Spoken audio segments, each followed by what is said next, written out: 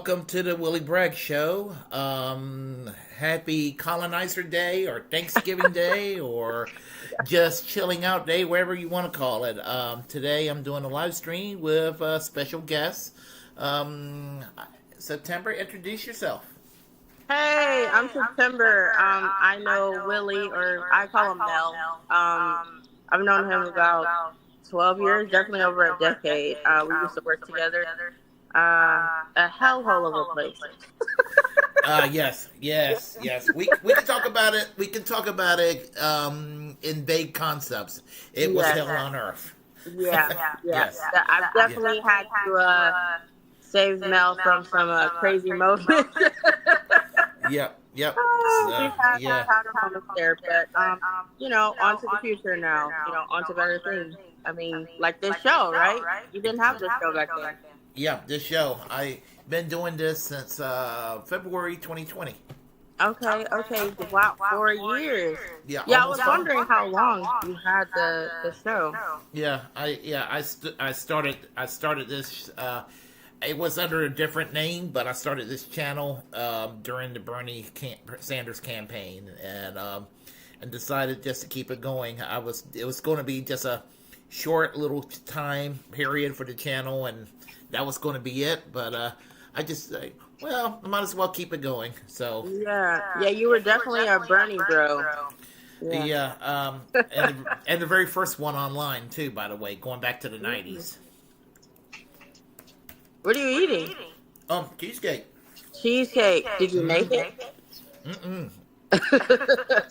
Oh. What kind is it?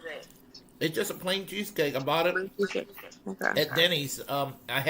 I bought my turkey at Denny's. I just had dinner a few minutes ago, and I'm just having a little bit of cheesecake right now. I'm trying to go ahead and enjoy this. I've had some pumpkin pie. I've had pecan pie already, but I love cheesecake, so it's like, today I'm going to go with cheesecake. Push it up, why not, right? Yeah, exactly. Do you eat anything yet? No. I had a big, second plate last night when I got home from Friendsgiving.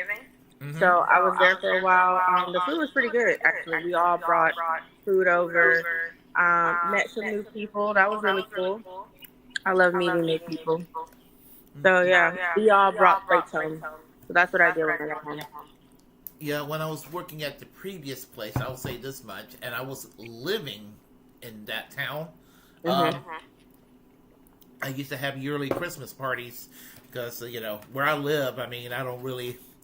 I mean, it's a very not very hospitable place where I live. I mean, you know where I live. I mean, I just live outside of Raleigh, and technically, are you in Raleigh or are you in Cary? Because no, I used to be in Cary because I pop up on your job every now and then. But I'm in Holly Springs now. Oh, okay. And how long you been living there? Over a year now. Okay. Nobody's trying to stalking. Please don't do that. I'm kidding. I don't think you guys are stalking, but you never know. I'm planning to move out of this area at some point. Oh, really? You've been there for years, though. Yeah. I've been in this area of the state since 1995 officially. Mm-hmm. After college, I came here to live in Selma, which is just outside of Raleigh. Mm-hmm. I lived in Garner for a few years, went back to Selma here, and I'm just not sure where I want to move to. If I stay here in North Carolina, I'm baffled between whether to move to Wilmington, that area, which I like Wilmington. I love the Outer Banks. This is the central part of North Carolina, and you're not from North Carolina, so no, definitely. I've never been to the Outer Banks. I know a lot of people like to go. It's a big touristy place too. I recommend it. Okay. I recommend it. Maybe and the mountains are beautiful. I haven't been to the mountains either, and I've been here over a decade. You're missing the best part of North Carolina then, because the mountains in the west And the Outer Banks over there on the coast is like what is best about North Carolina. Raleigh is kind of blah. This area, Raleigh is blah. Blah. Yeah. It's gotten overcrowded. It wasn't like that when I first moved here in 2012. Yeah, it was, 2012. Yeah. Okay, I had to think about it for a second. Yeah. I don't know. It's a lot more traffic. I like to say that North Carolina has pulled itself out because as soon as people started moving here, they're like, oh yeah, we're going to change everything. We're going to change our values and everything. And it's kind of like all for the money, right? No, there's some values that North Carolina could change for the better. I mean, I agree. That's southern, deep southern, old school thinking. Mm-hmm. Yeah. Yeah.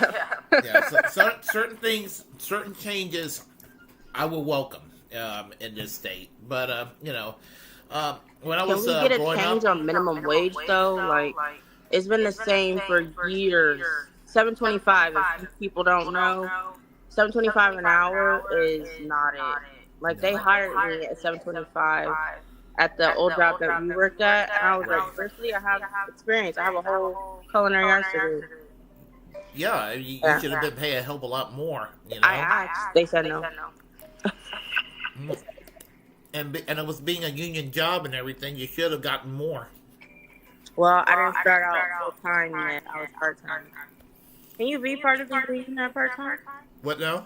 Yeah. Can you be part of the union at part time? Okay. Yeah. Well, we're a right to work state, and so they companies love it when people don't join the union, which is why people should join the union. So when you live in a right to work state, I tell people, my God, if your company's unionized, please join that union, and be involved. Yeah. And, that was my first experience being part of a union, and the union rep was not very helpful. I don't know. That was just my first experience, though. Well, the UFCW, United Food Commercial Workers, is not exactly the strongest union there is in the country. It's actually one of the weakest unions, because when I told one person that I finally got a union job, he found out where I worked at, and he was like, I was like, I'm finally going to join the UFCW. He's like, I'm sorry. And this guy's like a militant pro-union guy. And he's like AFT, American Federation of Teachers, and American Federation of Teachers compared to the National Education Association is a real serious union as far as unions are concerned. And my dad, I think I've told you about my dad yesterday.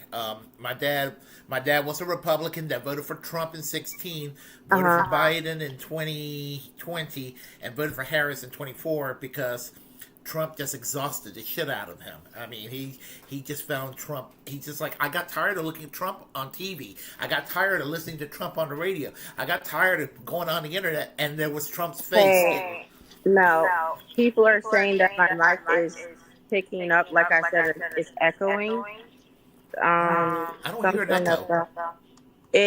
I can hear it. I don't know if you can hear it, but they can definitely hear it. It says because you don't have your headphones on or your speaker's too high. Maybe you sound fine from my end, but I had I know, to guess. but people are like they can't deal with it. They're leaving. Ooh, okay. Yeah. I'll tell you what. The person that was on my show yesterday, or something. Person that was on my show yesterday, this person logged off and had to log back on, and the sound improved. Why don't you do that? Okay. Yeah. I'll try it. We'll be here. Okay. All right. I'll be back in just a sec. All right. And I'll talk to everyone until you get back. Okay. All right. I'm sorry about that.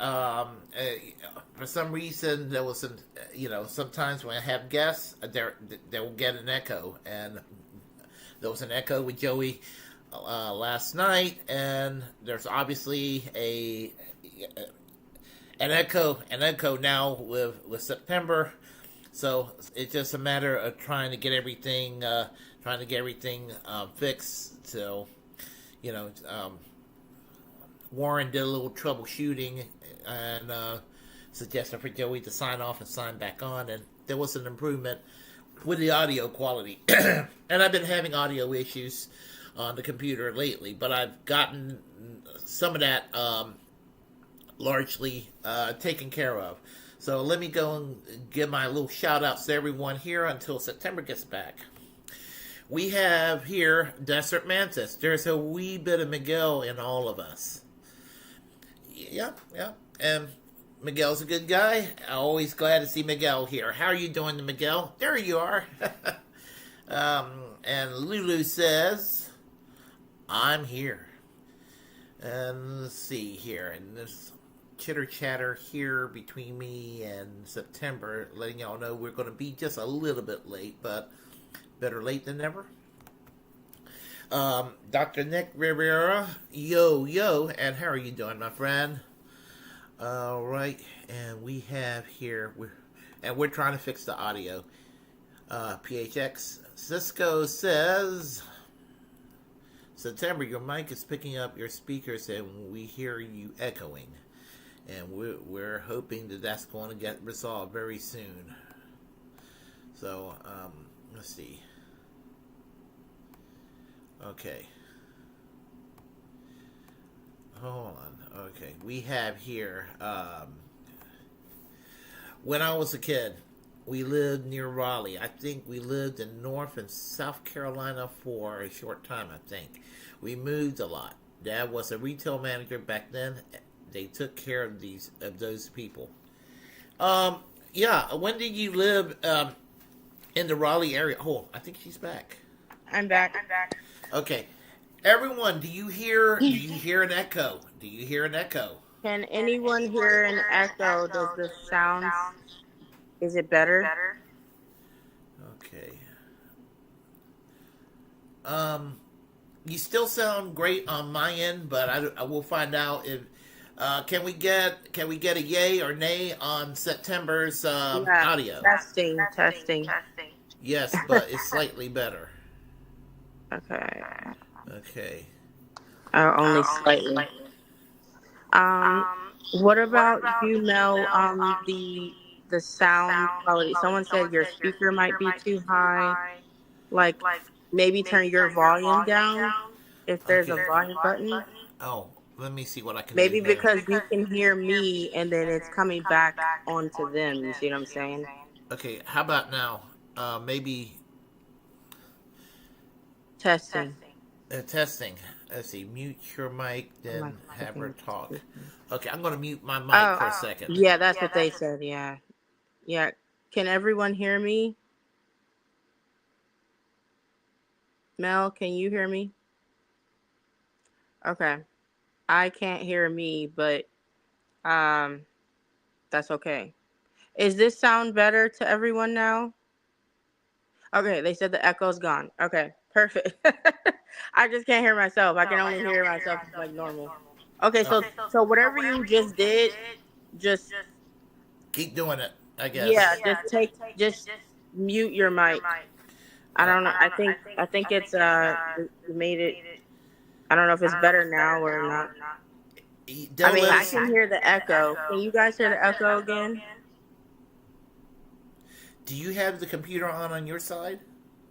I'm on my phone because my home Wi-Fi is being garbage. Oh, hold on. Yeah, it's echoing again, so mute it. And just keep it the way you have it, like that. Yeah. Okay, great. Perfect. Thank you, Phoenix Sicko. No, keep it muted, Mel. It's fine. I know. Well, I was going to say, whenever you say anything, I'll just mute it on my end, and then I'll unmute myself. I'm going to just keep doing that. You don't have to, but I will, just to keep it, so. Okay. Let's see that we can work it out that way. So yeah, I guess it's kind of hard to banter that way. But yeah. So what were you guys talking about when I was gone? PHS Cisco said he lived in Raleigh when he was a kid. Okay. Cisco. Okay, yep. That's cool. Yeah, who is Cisco? Who is this? Is this a friend of yours? Somebody that's on the chat line. We never met, but we seen each other in other chat lines on some other podcasts. So okay, yeah. That's the thing about this kind of thing when you go online, and whether you're interacting with people on the chat line, or you're having to watch another online podcaster, whether it's somebody very well known or as well known as you are. Everybody kind of interacts on the chat line here. Okay. And, it's a nice little experience, and you get a chance to know the people that are on your chat line and everything. And starting a podcast or a channel is a great way just to get shit out of your system. It's just, when you have stuff that just builds up all the time. Yeah, I've actually been thinking about doing a podcast. Actually, it's been over a decade of just thinking and talking about it. An old friend of mine, we wanted to do a podcast, talk about things that most people would deem unladylike. Talking about men telling us to smile more. Like, who? Just no, we're not doing that.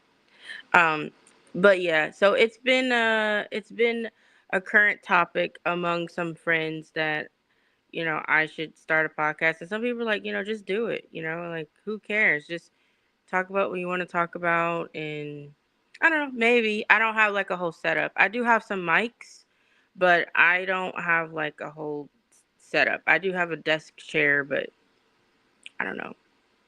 What are your thoughts? How have you liked the podcast life? For the past almost 5 years, I've been doing this, and I made some new friends doing this. People, in my community, I like to say, very like-minded folks, and it's been kind of. Hey, I got a chance to meet some well-known people. I know that's you, Thomas, or is it Kyle? I can't remember. The Pithies 123. I'm sorry. I saw. Okay. I can't chat in the comments because it wants me to connect my YouTube, and I keep allowing it, but it won't let me. So I don't know what's going on. Probably the best thing to do is to I probably should get earphones for these podcasts myself. I've never done that. So yeah, that's a Christmas gift for yourself, or maybe when I'm no longer a broke bitch, I can get you a pair. Yeah. So, but anyway, but as I said, I've been for 5 years doing this.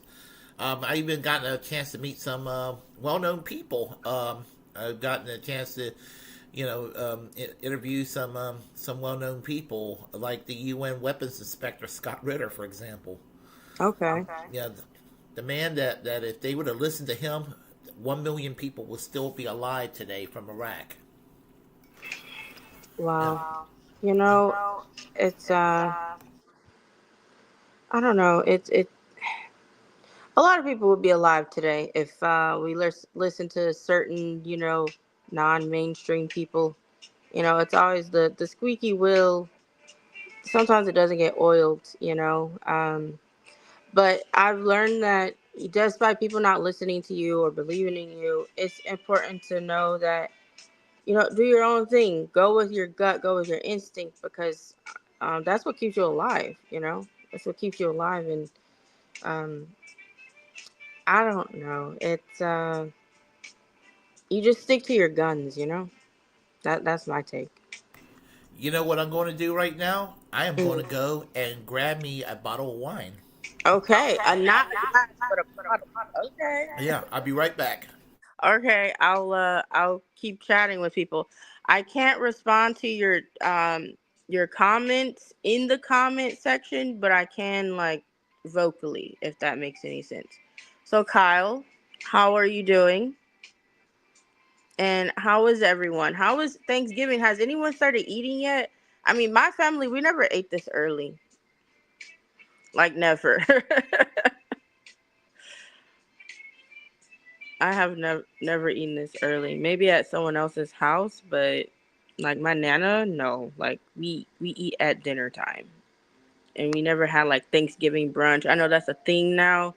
Thanksgiving brunch, switching it up. Waiting. Okay, Phoenix Cisco. I'm waiting on a guest before we start cooking it all up. Okay, okay. Food is very soon for Kyle. All right. Now, what's on the menu? Does everybody cook the same thing every year? Do you get things catered?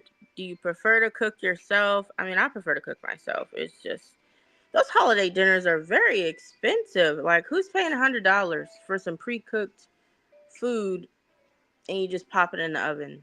And it's never enough sides. That's just my take because I've dealt with prepping holiday dinners and selling them, and it's stressful. It's stressful. And people are like, look, where's my food? People do not play about their food. Well, I know Mel, he's gonna open some wine. I'm drinking some coffee in my Starbucks mug. I got this in Mabon. I know some people call it Mebon, but I'm not from here, so I say things how the fuck I want to say it. Mabon, and it's a Starbucks mug. And isn't it so cute? It's like a marbly, distressed look. So, I got this, and when I showed my friend Mary, I don't know if she's in the comments or not, or if she's even here. I did invite her to this. So as soon as I showed her this mug, she was like, "Oh my god, I need one!" So I found one and had it shipped to her. So, so what kind of wine are you drinking, Mel? I am drinking Moscato. It's the wine and it's the Moscato. I'm drinking a Moscato today. Oh, okay, we can barely see it. Maybe closer to the camera.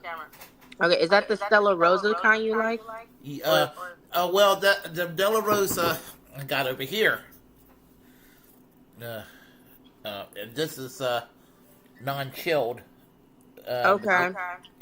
Yep. If I was going to have ham, I would have had it with a red wine, but I had turkey, so that's how I am. If I have turkey or poultry, it tends to be with a white wine, unless it's like chicken parm, then it's going to be a red wine. Yeah. But if I'm doing like steak, or actually steak, I could do red or white. I think. I guess it depends on what's going with it. Yeah, yeah. So just usually red wine, Italian foods mostly. I'm looking at the comments. Phoenix Cisco, they're making honey baked ham. I got it from Costco. Okay, I love Costco. Man, does anybody else hate waiting in those gas station lines for Costco? I mean, oh my gosh, it's always forever. Tanya's here. Hey, prosecco with everything. She loves prosecco. That's her drink of choice. I'll drink to that. Okay, so Cisco, explain to me what is. Okay, can you mute me for a second, Mel, so they don't get annoyed? Okay. Thank you.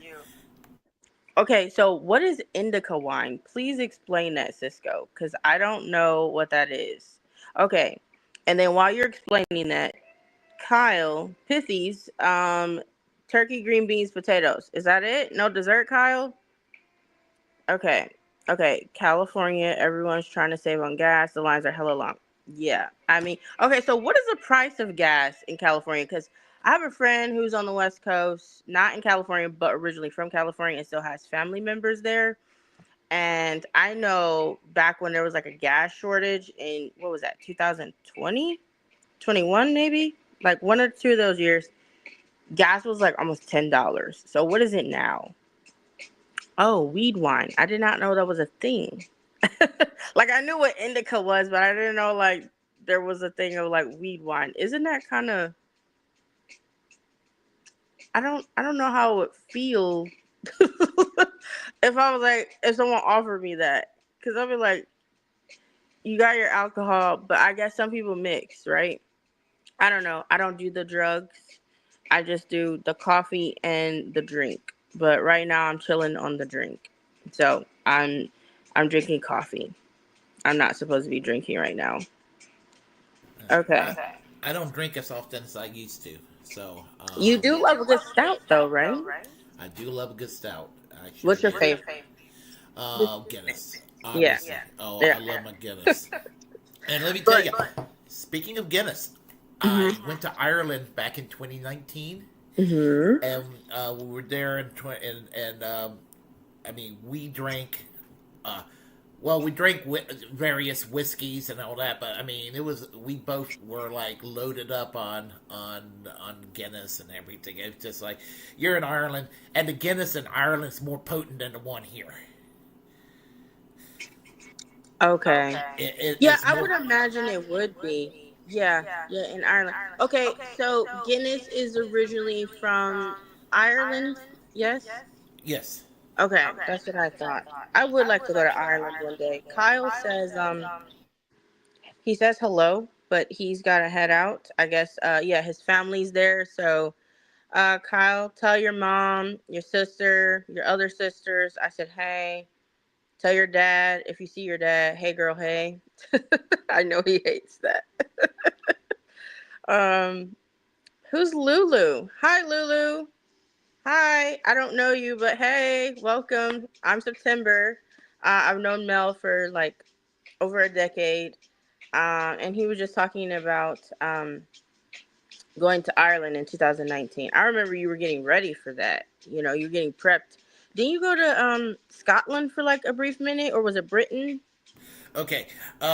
We were supposed to go to Scotland, and when we were in Dublin, we were going to go take a flight from Dublin to Edinburgh, but we didn't plan it thoroughly. You were supposed to make your reservations about a week in advance.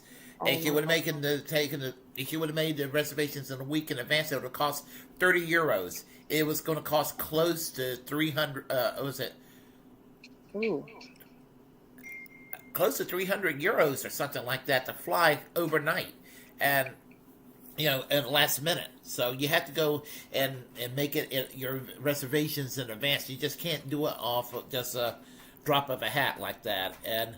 But Ah. if you live in Europe, you can travel anywhere in the continent relatively cheaply if you planned it if you plan it well enough. And so. Well, so explain to me the planning ahead thing. Was it because you were taking like the train, or were you trying to fly there, like, or was it just the hotel that was the issue that made it cost more? Okay, now it's going to be expensive regardless. We flew from Boston to Dublin, and we were going to go after spending a whole day in Dublin, a full day. We were going to fly to Edinburgh on a smaller plane, and you had to go. You just had to go and I think it's called Ryanair or something like that. I think that's what it was called. You have to go make the reservations in advance. We just didn't do our homework in that regard. So we weren't able to go to Scotland. But what we were able to do, we were able to go from Dublin to the west, which Mm-hmm. is Galway, and it's a 2 hour ride on a train from the east in Dublin to the west in Galway. And I'm gonna tell you the truth. If you go to Ireland, I would start off with Galway and Okay. start off with the western part of the country because that's to me it's a little more like the real Ireland as opposed to Dublin. Dublin is nice, but you're kind of limited. It's just another city. Yeah. Okay, now, how did you like the food? But just one second, I just want to say hi. Hey, Marty, I saw you. So I can't like type in the chat because my phone's being stupid. That's technology for you. It wants me to join YouTube with this. I tried, it won't let me. So Hey, Mary. Hey, Marty. Where do you two work together? We're gonna keep that on a hush hush, but we worked in retail, so we've known each other a very long time, over a decade. I'm just trying to answer some of the questions in the comments. I hate when people are like doing videos live and no one ever answers my questions in comments. That irks me. Um, Someone's doing potluck brunch. That would be nice. It would be nice to switch it up. Okay, so would you say, Mel, that you like the food there a lot? Like, was the Kerrygold butter better there? I would imagine it is in Ireland. Okay, here's the thing. The food is actually pretty good. It's locally the meats are local. You know, Mm-hmm. the lamb that you eat, the steak and the burgers you eat, the you know Ooh, the I would all love that's something local. burger. The cheese, some of the dairy products, things like that. They make damn sure it's local. To help with the farmers. The agriculture. In the country, they protect. They do a pretty good job of protecting certain industries to kind of keep it localized. Um, which Particularly is agriculture, would you say? yeah, which and it's not exactly corporate welfare. Here we do corporate welfare. We just give money to corporations in the United States, and then they fuck us all over. But over there, there's a little bit of a social conscience that they have. They do it also to preserve their Irish culture and and all of that, it works out pretty well.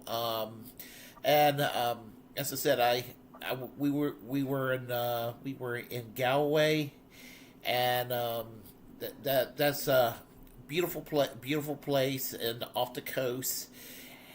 If you go to Ireland, if you don't like rain, you need to go in the summertime during the tourist season, but it's going to be a little more expensive. But Okay. if you can stand drizzling, and we're not talking about like heavy rain, but just rain that's like drizzling all the time, um, which is a little annoying.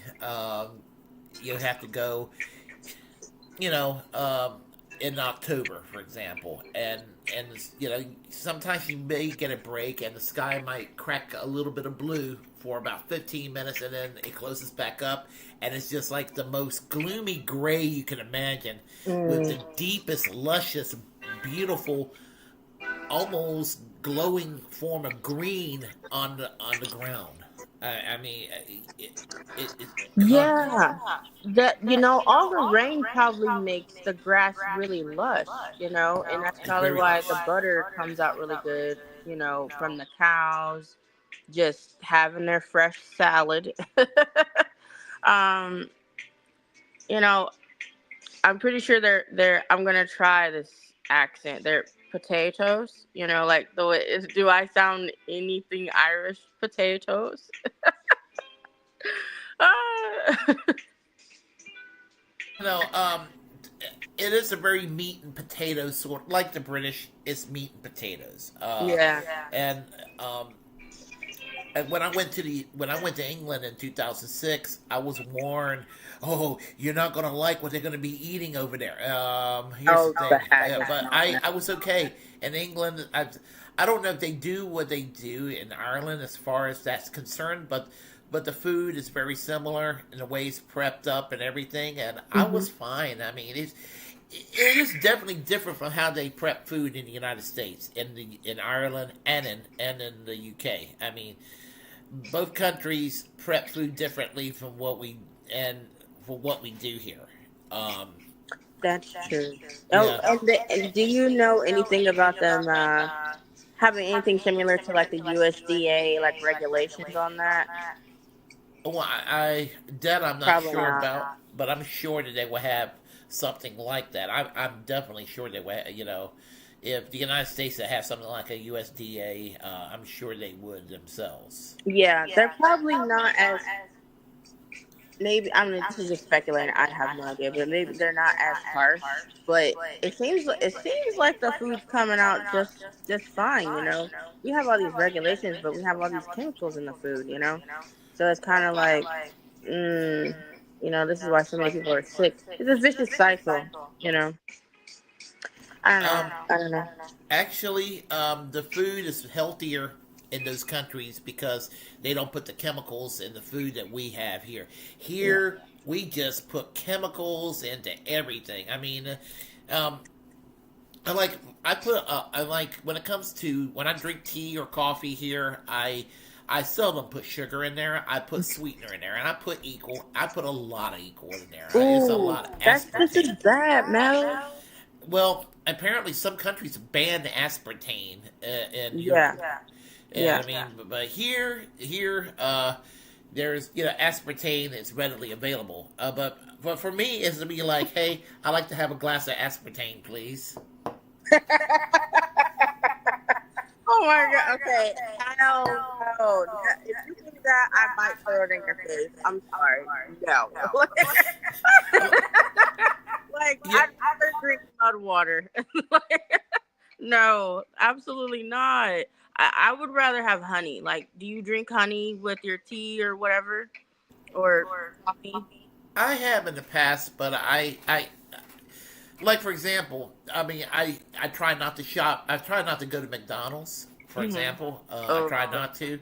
But whenever I've gone to McDonald's, they'll look at me really weird when I ask for coffee. Why? Because they know you? Is that it? They start to know me. It'd be like, I like to go get a large coffee, 20 shots of cream, 20 shots of equal. And they look at me like, they're probably like, fool, this ain't Starbucks. Like, no, but do that at Starbucks. They'll be like, yeah, I want 6 shots of espresso. I want a venti, and I want half and half, and then they want to do like 18 packets of equal no, just no. I'm sorry, I can't do it. Ugh. Equal tastes sweeter than sugar. I don't want it to taste sweeter than sugar. That's the thing. I don't want it to. Sugar's sweet enough. It's sweet enough. I don't know. Okay, so what would you say is your favorite tea, like, to make at home?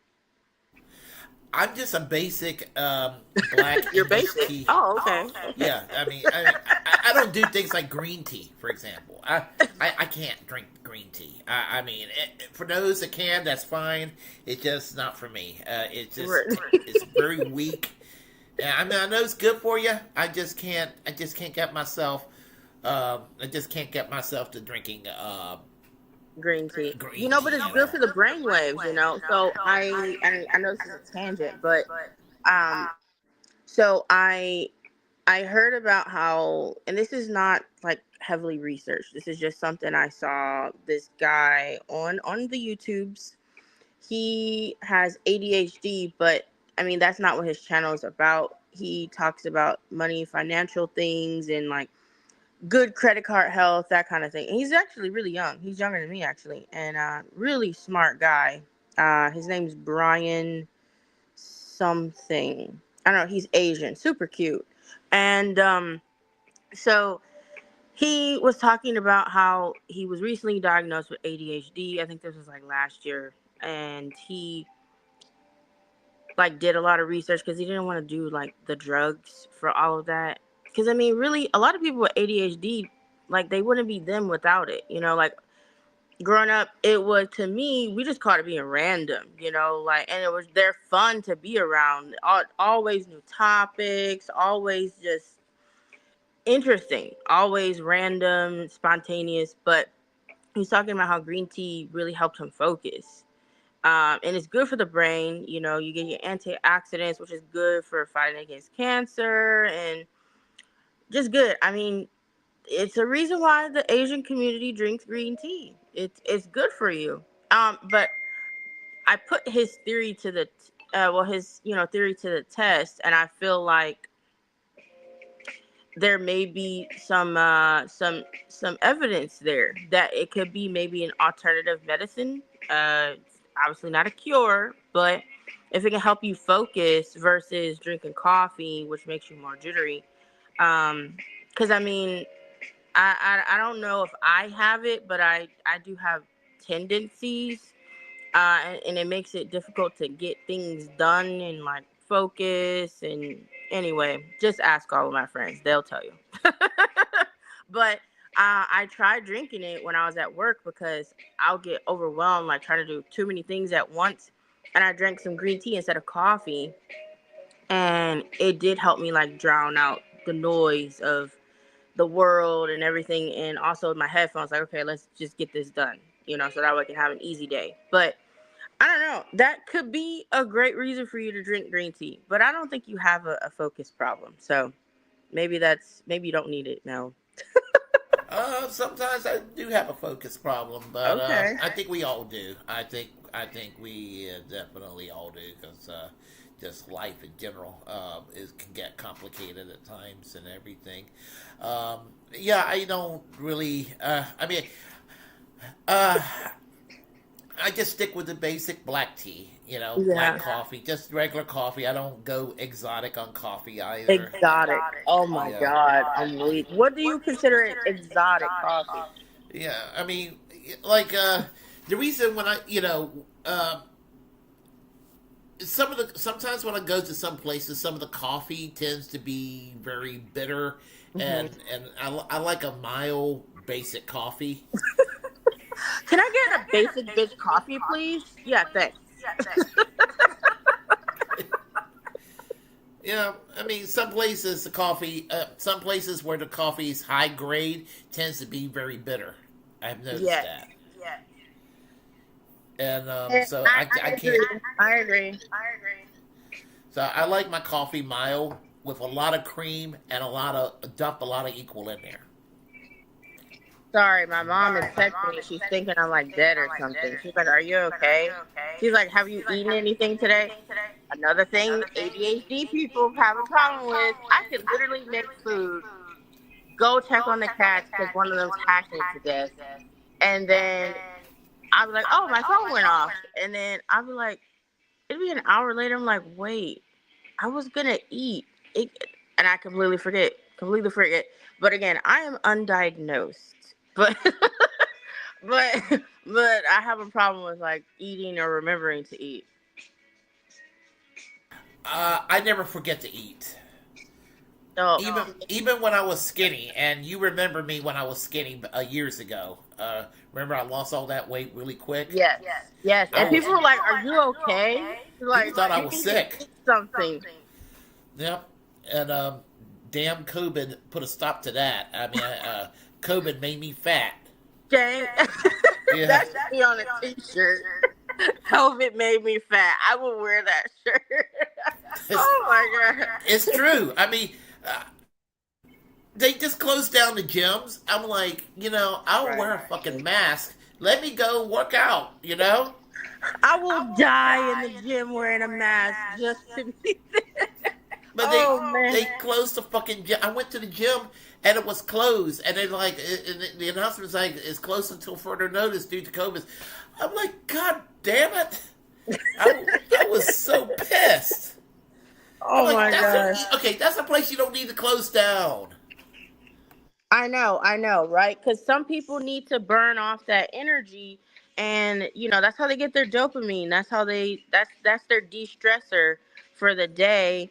That's not me. That is not my lifestyle. Clearly, um, but yeah, some people like to do that. I incorporate things in my day to say, okay, this will be my exercise. Like I'll take the stairs instead of the elevator, or I'll carry all my groceries instead of getting a basket or whatever. I try to incorporate things. Let's park further away from the store door and walk to it.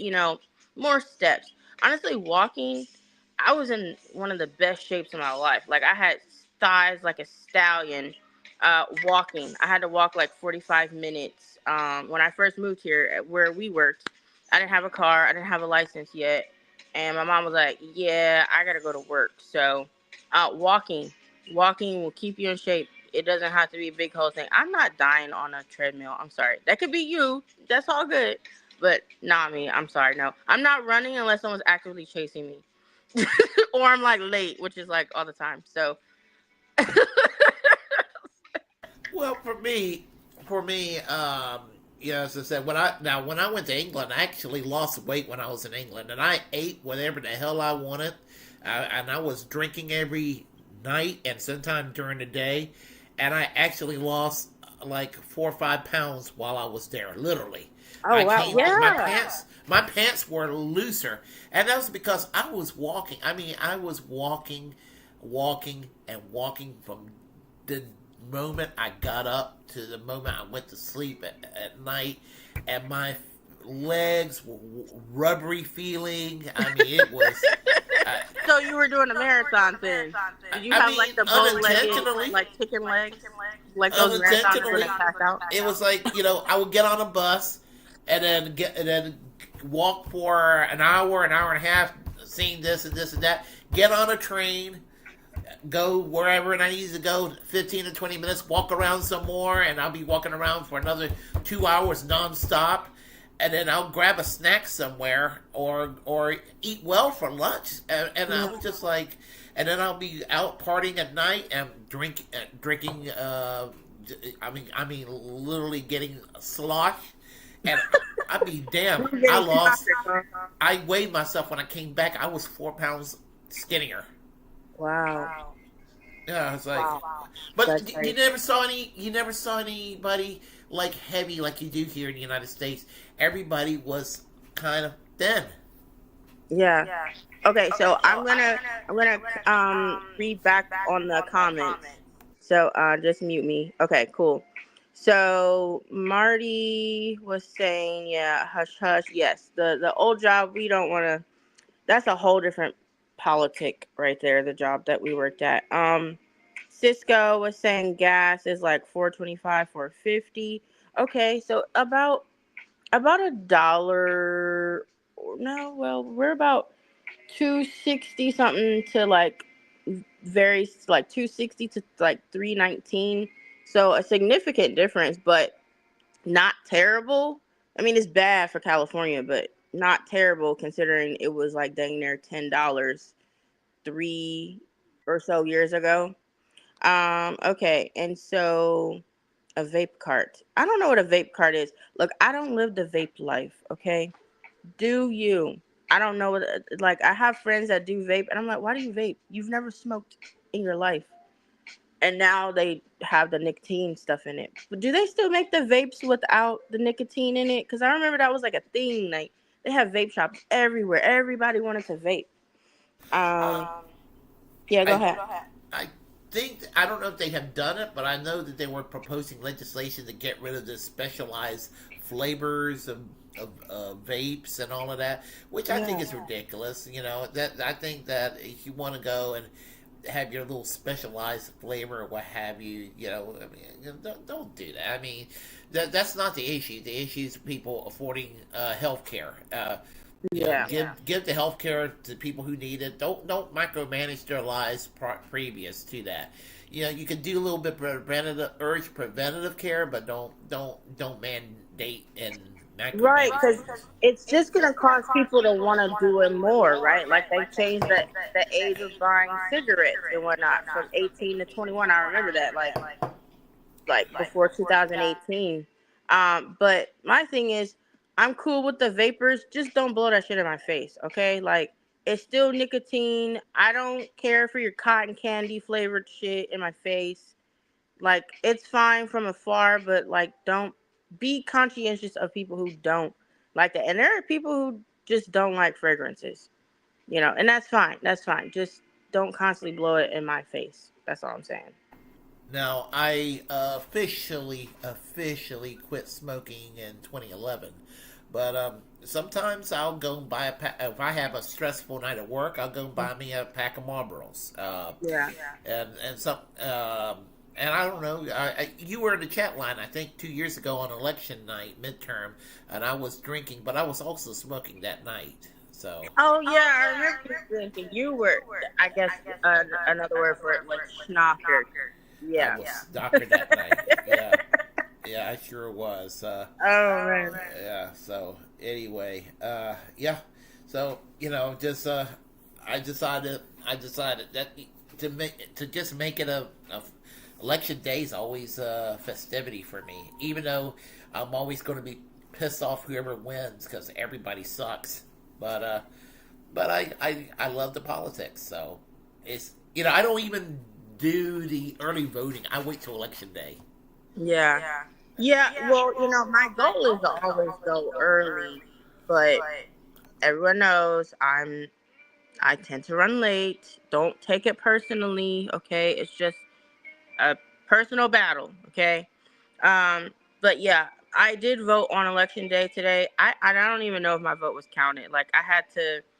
Apparently, I went to the wrong location because I didn't register my new address. I've been here like a year. I didn't think that shit really mattered, but apparently it does. I'm like, look, I'm trying to vote. Let me vote. And so they're like, well, you may have to go to another location. I'm like, look, I have to go to work right after here. Like I plan to come here, vote, because it was near my part-time job, and they were like, oh, well, let me see if we can do it. I'm like, lady, look, you're telling me on election day I might not be able to vote? Oh, my God. Like, no. Like, I was literally telling everyone, go vote, go vote, go vote. But I didn't vote early because I actually had an incident happen at work where I'm actually on leave right now. Um, I got injured, so I couldn't, like, I was just sleeping all day. So, and you're not at the time, wasn't supposed to be driving. So it was just like, I'm not gonna take an Uber to go vote. But I did get some text talking about, oh yeah, we'll pay for your Lyft if you go vote. I'm like, I might need to take up on that option. But yeah, it's always the goal to vote beforehand. But yeah, it was scary. I don't know if my vote was counted though. I have no idea. Yeah, well, I to me, you know, uh, I'm an Episcopalian, so we have a certain way of doing things. What does that mean? Uh, I mean, we're liturgical, like the Catholics. We do things a certain way. So I call it a civic liturgy, basically. A civic ritual to go and vote on election day. Because that's what you do on election day. So that's basic. I'm making the analogy. That's basically what I'm saying. So on election day, I just go as early as I can and vote because I just feel I get so enthused over politics and everything. So it's kind of like, why do I do? Why do I have to go and do this early? Let me go do this officially on election day because this is tradition that I go by. Just something. I don't know. I'm weird. That's me in a nutshell. Yeah, it's a task. It's a task. I don't like getting approached at the post, but I'm always polite. Like, oh, do you want a flyer for whatever party? Sure, sure. Just so they just leave me alone. I don't want to hear your spiel. Just give me your paper so I can go in here. I'm trying to vote. Like, you're really like taking up my time. But I don't really need the paper. I'm the opposite. You give me a flyer on politics, I'm like ready. No, but okay, but you're antagonizing the dickheads out there. Like, seriously. Oh, I'm ready for those dickheads. Huh? Don't antagonize them. Like, you're antagonizing the people that don't agree with you and the people you don't agree with. Don't give them a reason. Like, I know you think it's funny and entertaining, and you're just like, I want you to know I don't like you in the way you fucking think. And that's cool, but like, I'm not trying to get mauled down when I'm trying to go vote. I'm just trying to do my civic duty, and I'm seeking my peace. And while I still have the right to do that, go vote and everything, I don't come for me and there won't be no smoke. That's all I'm saying. you know, I don't have time for that. I'm trying to do my vote, go to work, get a little coffee beforehand if that's even a thing. If there's an option, depending on if I'm running late or not. and that's it. I'm basically that guy that they talk about the cranky right wing Fox Oh, news loving guy the one that sits there and votes for Trump and loves Fox News, and he ruins it for Thanksgiving. He's that cranky uncle that they just like, whatever you do, don't talk to that guy about politics at the Thanksgiving dinner. You know that? You know? Yes. Okay. Because it's like a whole hour-long conversation about some shit I don't want to hear. Okay, this is how it is. I have family in Benson, and around here, they don't invite me to family reunions anymore because all of them are like Republican leaning. So I'm like the left wing version of that person that people dread at Thanksgiving. I'm like the crazy, whacked out socialist. He's like, oh, whatever you do, don't talk. There's that crazy socialist. He's gonna be here, you know. So you're the guy, but the opposite of the cranky Republican, basically. You're the opposite of that. Okay. Yeah. So they'll tell you, yeah, Fox News this and what Rush Limbaugh said when Rush Limbaugh's alive and all that. I'm like, for me, it's like, well, for me, it's kind of like, well, it's like, yeah, the gray zone this and everything, and they don't know what the hell I'm talking about. So, it's just like over they only people's know head.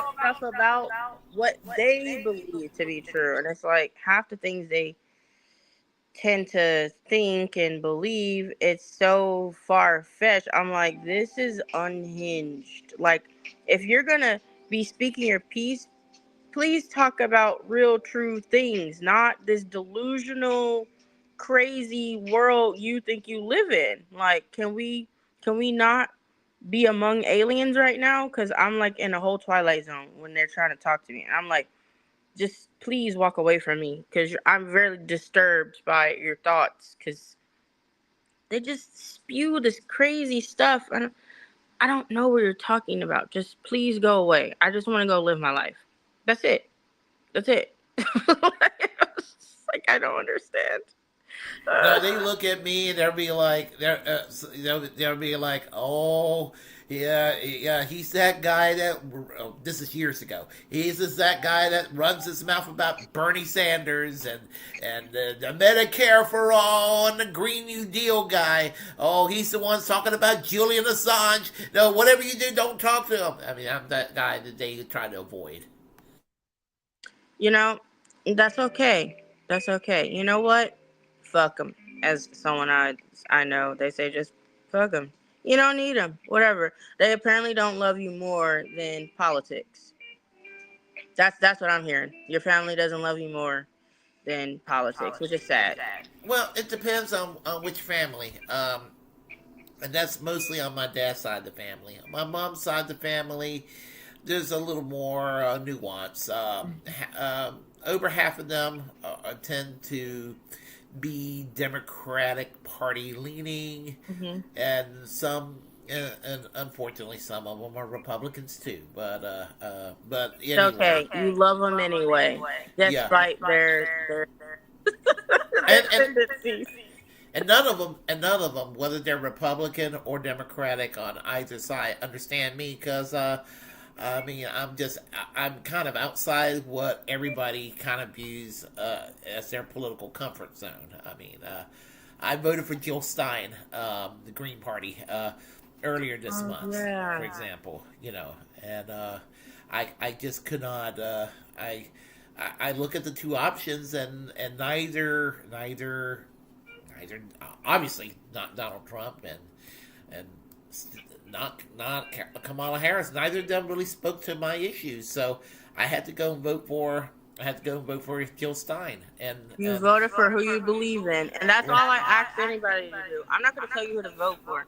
Just go speak your piece. Don't speak it to me, because it don't help. And honestly, you yammering on about things you may or may not vote on, it's really just annoying at that point.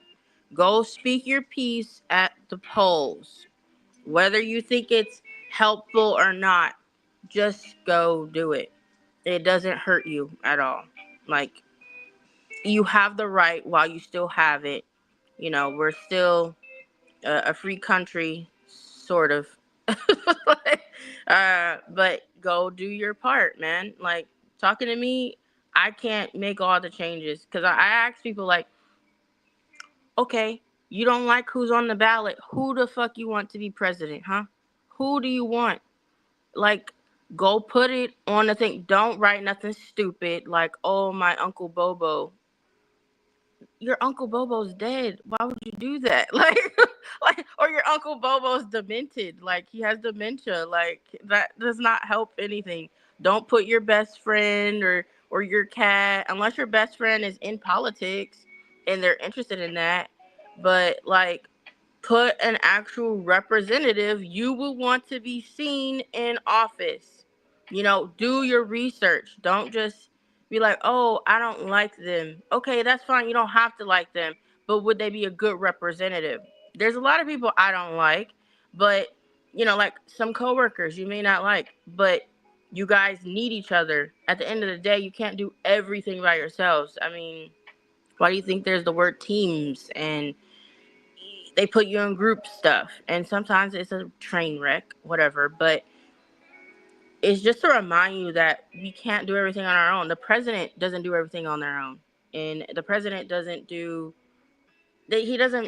he or she does not make all the decisions. They're just a representative. See, I don't like when people like put all the blame on the president. The president has people that inform them. And a lot of the things that the president may want to happen, it has to be approved. It's not like, oh, I'm the representative of this whole country. You got to do as I say. That's a dictatorship, okay? So there's differences. If that's what you want when you blame the president, that's a whole different thing, It's a whole different thing. I don't know. There's just... Chuck's intergalactic UFO says Uncle Bobo is still more qualified than the other candidates. Oh my gosh. Damn. September, damn. I urge you to subscribe to the Chuck Intergalactic UFO channel. Okay. I'll do that. I'll look it up. I'll look into them. And I can forward you. Hey, Steven. Sorry, put me on mute for a second. Oh no, I just want to say hey to the people in the comments. Hey, Steven. I know that's you. And then I definitely will check into Chuck's Intergalactic. I like your handle name, by the way, and the green eyes, creepy, loving it. I just want to get back to some of the comments before we get back into it. So I don't know who Extra Bullet is, but thank you. I've been told I'm awesome from a time or two. I try. Put the ass in aspartame. Okay. Oh my gosh. Yeah. Oh, Extra Bullet. Also subscribe to his channel. Okay. Yeah. He's got a show, the secret show on Saturday night at midnight. Highly recommended. And if you're up in the morning on Monday, Wednesdays, and Fridays, he also hosts a show called Morning Extra. Morning Extra. Okay, I like the name of that title. Yeah. It's a new show. Yeah, and all of that. And in fact, you know what I'm going to do? I'm going to play two videos. I'm going to play the main video that's going to lead to the Extra Bulla video that I have here. And it's about somebody named George Galloway, since we were talking about the UK a few minutes ago. And so I said I was going to mix a little bit of politics here, just for reference and everything. Okay.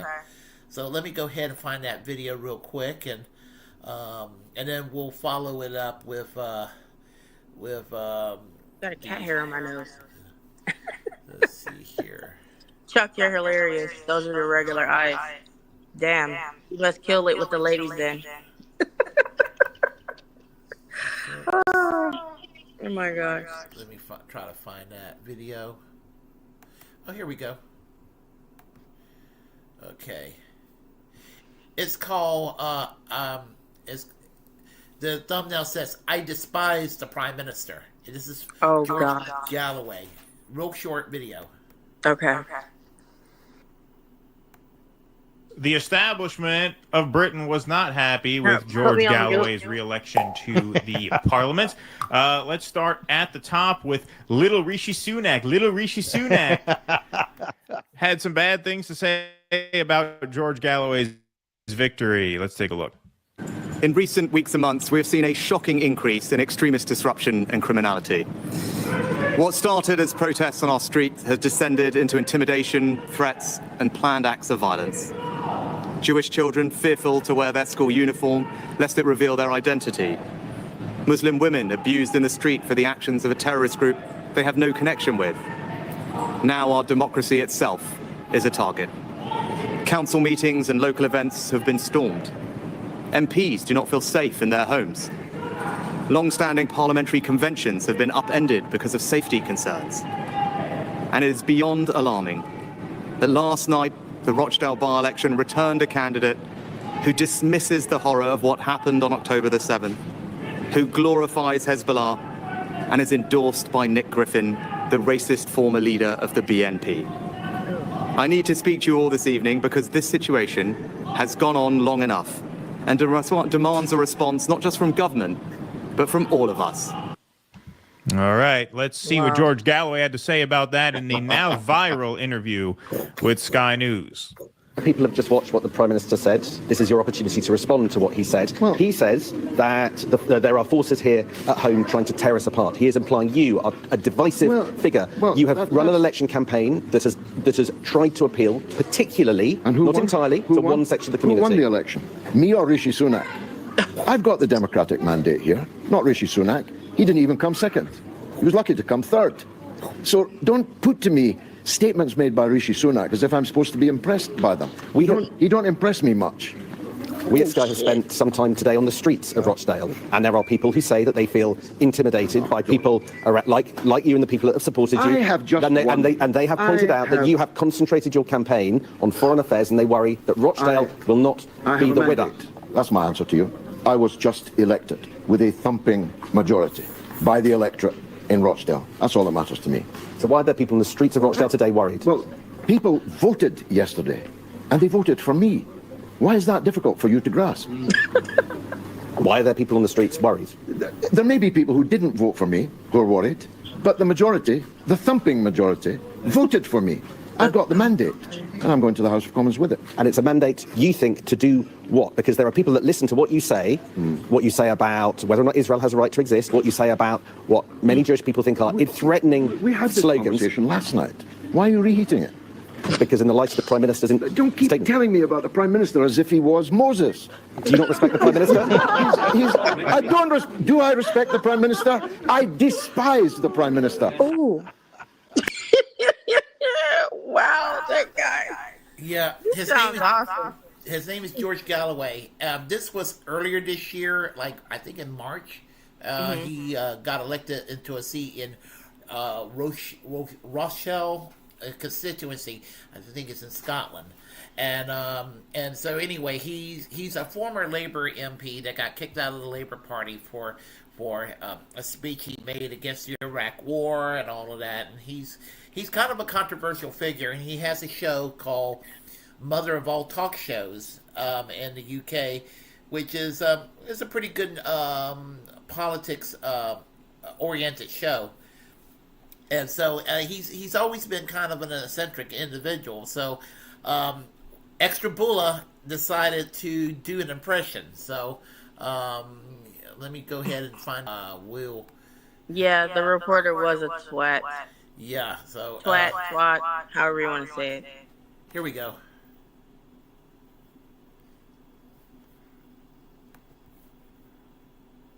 Curious about our curriculum? Have something to say? Then call us now to join the debate on the mother of all talk shows. The only education you can get for free.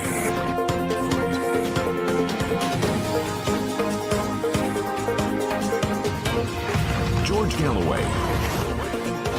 The mother of all talk shows. With George Galloway. The world is our classroom, and you're welcome to sit in and join the seminar. Thank you, Chris. As you know, I was watching the debate between Joseph Biden, the current president of the United States, and Donald Trump, both a bunch of braggart arseholes in their own right.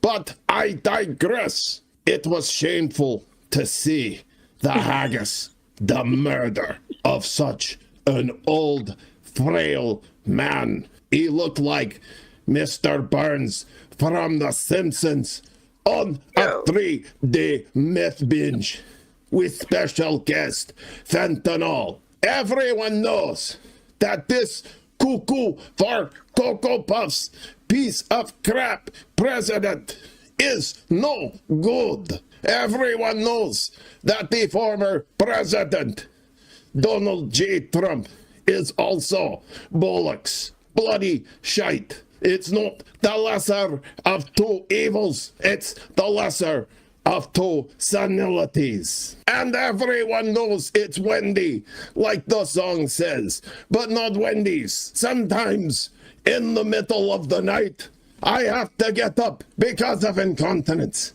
But at least I'm not the leader of the free world. I watched that debate on Thursday night and saw how Joe Biden and Donald Trump in a room full of nobody but two incompetent CNN propagandists. Aye, lad, once you see it, you can't unsee it. Unfortunately. Now, as we get closer to November, I have to say, for once in my life, I am speechless, yet I am still talking. I don't know how that happens, but it's happening right now, right here. Now, what will the Democrats do with this crypt keeper who seems to only function on opioids and wishful thinking? Who will replace Joe Biden as the sacrificial lamb in the Democratic Party to Donald Trump and his bulldozer? It wasn't even a debate.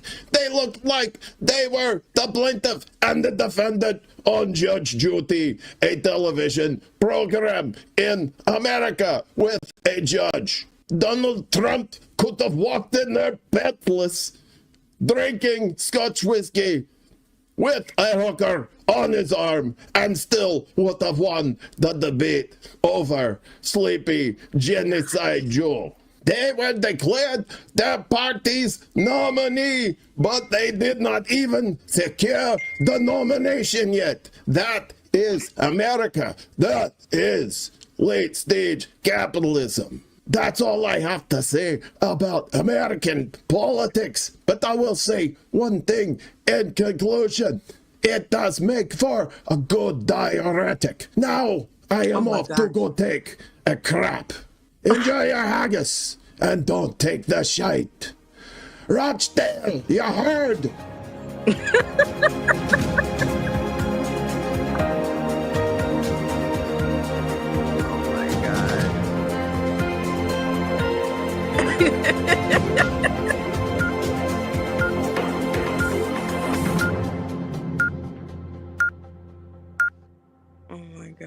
What in the world? Sorry, I was messaging some people that I was seeing if they were coming to the show. So that's what I was doing, messaging some people back. But oh my gosh, Extra Bulla, do you have any acting experience, sir? Oh, he had the whole get up and everything, the accent. We can't hear you, Mel. We can't hear you. You'll get all kinds of surprises when you subscribe to that channel. I forgot I was on mute. No, you're okay. Yeah. So there you have it. As I said, I think that was a good impression of George Galloway. I just want to say hi to some people in the chat. Hey, Christina. Hi, Stargazer. Hey, welcome. Hello, everyone. And then Let's see. I think there's people watching. They're just not commenting. Stop it. My cat is being a brat right now. Oh, you get a lot of that when you go online and you live stream. You got people that will they're in the chats, they're listening, but they're not commenting. So but it's always good to encourage them to have a lively chat line. Yeah, chat line plays a very important role when you do these things. Stargazer Steph is asking where can she find that clip. Can you put it in the comments? Yeah, if you go on the Extra Bullet channel, let's see. We can do this here. I'll go ahead and put that link right now. Okay. I'm just messaging some people asking about the podcast. They need me to resend the link to them. All right. Okay. Let's see. So what we'll do. Someone's saying that they're clicking on it, but just click the arrow. I don't know what to say to that. I don't know, just repost it, redo it. I don't know if that helps. I don't know. Some people are not technologically inclined, I guess. I don't know. I'm trying, but okay. Let me see. Comment here is Stargazer Stuff says, I want to send it to Blue Moon Red Wine. She's been covering some Galloway. So I think she's possibly seen it, but definitely send it to her. I think she'll get a kick out of it if she hasn't seen that yet. So and that's another channel I also recommend. September is the Blue Moon Red Wine channel. So okay, Blue Moon Red Wine. Yeah. Okay, I will give them a check. I'll check them out. Yeah, she's her name is Lucy. She's Argentinian American. Okay. And all of us used to believe in Alexandria Ocasio-Cortez, but she got into an argument with AOC at a town hall over a year ago, almost 2 years ago. That's insane. Yeah, if I could find it, I'll be glad to share that with you. Okay. Yeah, let me see if I can find that real quick. Let's see here. That's going to be on TikTok. Oh, okay, here we go. Let's see. It should be on TikTok. So, let's see. So has everyone eaten yet or started eating? Just wondering. I am not eating yet till I get to my mom's. My mom is cooking right now. And she keeps asking random questions like, have you eaten today? Are you okay? For some of those who weren't here, can you mute me for a sec? Oh, yeah. Give me a second. Okay. All right. So, yeah, she was asking if I was okay and everything because I wasn't responding to her text, but I'm on the video. I'm trying to be polite, but then there's also like technology issues. So I was trying to help some people out. Lucy is on fire lately. I'm reading the comments. Tulsi and Bobby. She's got some good points. Yeah. Space Duck is still in the oven. Okay, what is a space duck? Is that like a cartoon reference to Daffy Duck? Are you being funny? Oh my gosh. Okay, so what has everyone done today? Or what do you want to do today? You want to take a nap? You want to like, I don't know, light something on fire? Are you feeling unhinged? Like, it's okay. I welcome the unhingedness, depending on what it is. I just can't deal with the Republicans today. I'm sorry. I just can't. Not today. It'll just make my head hurt. I'm still drinking the same cup of coffee. How are you doing on wine, Mel?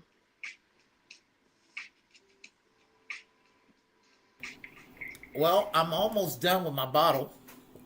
Oh my gosh! My Now, first bottle. now the question is, are you going to be opening another bottle? Let's see. Maybe. Maybe you might feel inclined to that. Yeah, and I have a Guinness maybe in the refrigerator. I might take care of. So, yeah. Hey Danielle. Hey. And Extra Bulla says, they just want to dance. Hey, I'm with you. I'm with you. I always want to dance. I do, but I never can get anyone to go with me. And I don't know any formal dancing. Willy karaoke. Oh my God, is that a thing? Mel, what is happening with karaoke? Oh, I did a karaoke last November on Thanksgiving. I did a lot of '80s music, and I'm not going to do karaoke today because there's some copyright issues that could transpire. But YouTubes don't like that for some reason. No. It makes it really difficult, especially if you're boosting the artist's music. How are they supposed to get more music? I mean, like TikTok, it's okay. I don't have TikTok. For those who do or don't, I'm just putting it out there. I don't have it. I don't have a lot of social media, actually. I have Facebook and Snapchat.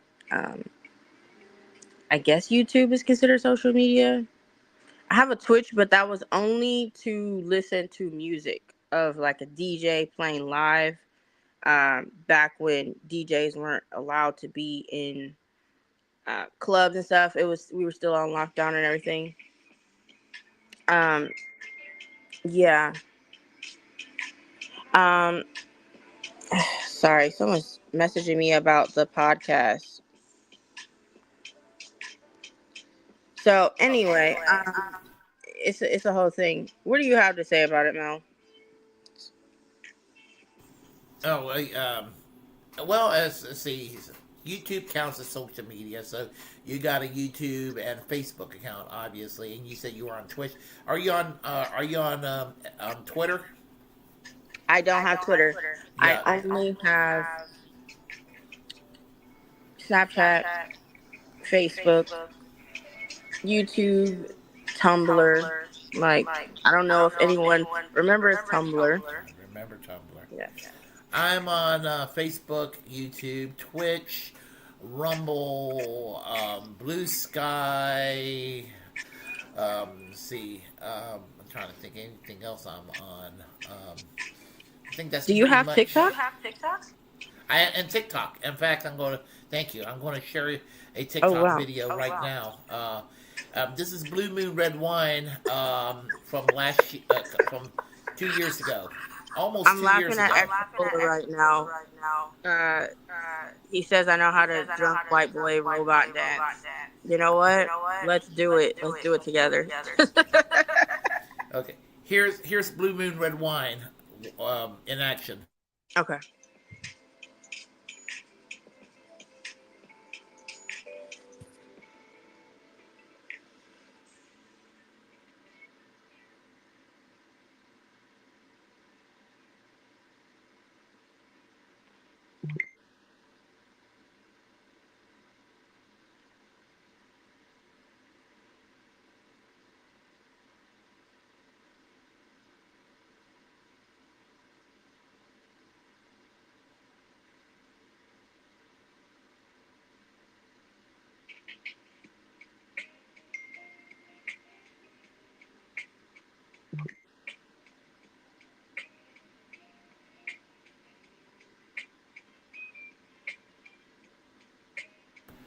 I'm pushing it on the link, and it's showing something different. Just give me a second here. Okay. Just mute me, and I'll keep the chat going. So for those who recognize that there's what do you call an old snowman? A glass of water.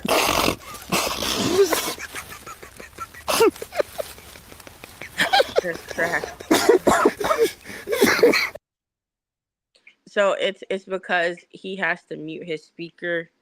I guess because he doesn't have headphones, the feedback comes. So now you don't hear the echo. So it's a whole thing. I'm new to the whole like podcasting. So for those who don't know, this is my very first podcast, like video on the interwebs. So, I mean, I don't know. How am I doing? How are we both doing? What do you think of this video so far? Are there any topics that is on anybody's mind that you'd like to talk about? Let's steer away from politics, because I know not everybody wants to talk about that, especially on a holiday. And we've done a lot of talking about politics. Yeah. There is a non-political topic I'm about to share in a moment. Okay.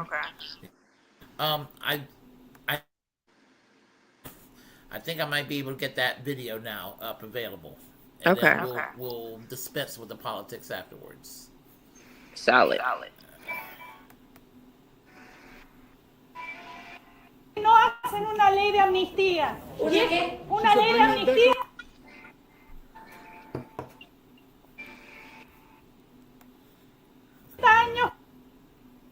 Años que no hacen una ley de amnistía. Is it freezing? Yes. I think it's because we're streaming that it's pulling a lot of like internet, which is the unfortunateness of it all. I think hold on. We're gonna try it again. You know what? Put the link in the comments so that way someone, if whoever has TikTok, they can pull it up as well. Años que no hacen una ley de amnistía. Yeah, it keeps freezing. Yeah, just put the link in the comments.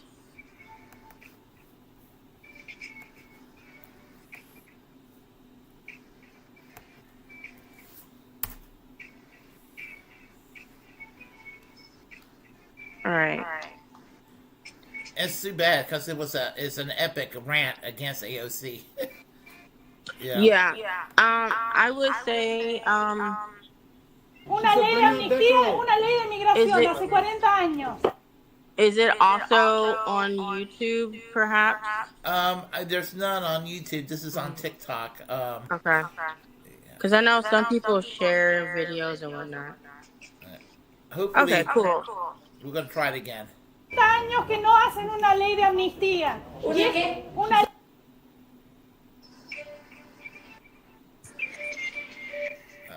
Dang. So, if anyone is still here, can you mute me, Mel? So, if anyone's still here, leave a comment. Any topics you'd like to hear or talk about. Has anyone started Christmas shopping? Like, what's up with the prices right now? I can't deal. Like, it's, oh my god, the prices. I'm trying to go to the YouTube website and see if there's any comments there.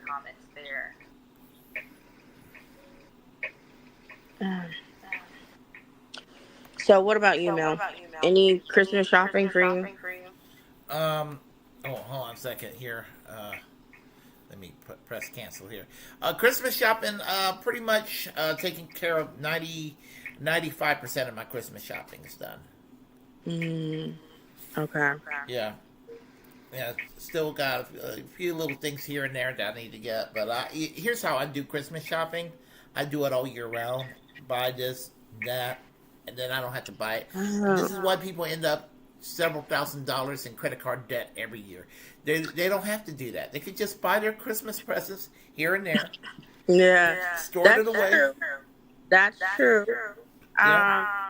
Well, everyone knows me. Oh, can you mute me so we don't irritate people? Can you mute me so we don't irritate the ears? Yeah.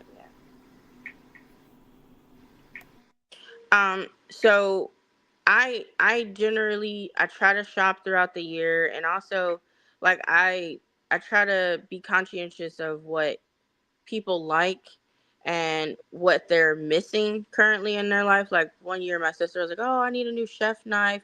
The one I got from I don't know, Walmart or something, like the Farberware brand, like the whole knife set and stuff.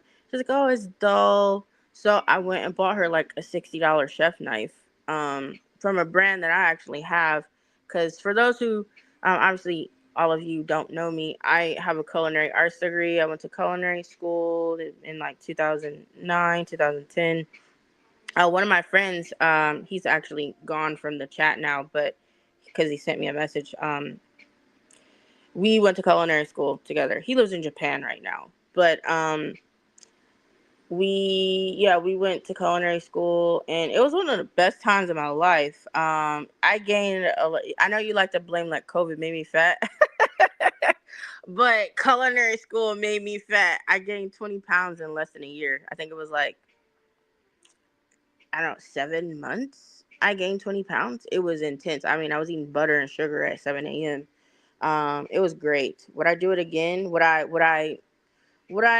do it again knowing that caused me to get stretch marks? Probably. I mean, the food was just too good. It was too good. It was like French cuisine style.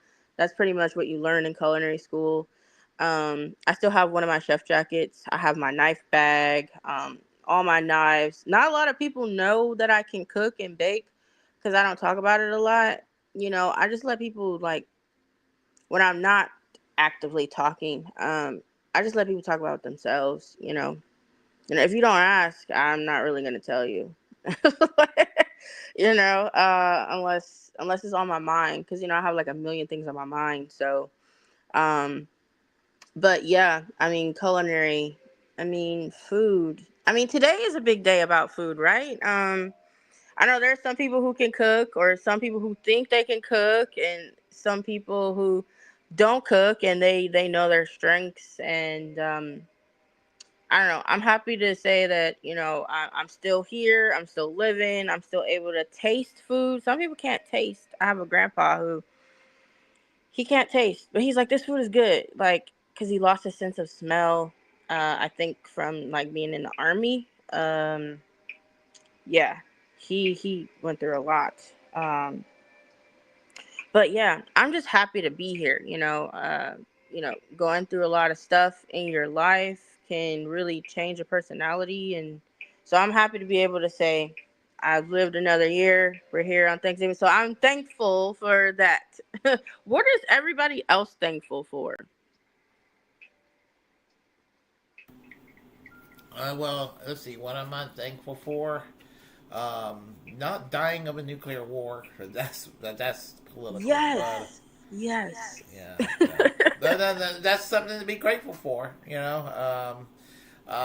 Retiring in about less than soon to be less than 6 years. Oh, I remember you doing that countdown. I remember it used to be like 10 years, 7 days, 2 minutes and 5 seconds. I remember you used to do that every day at work.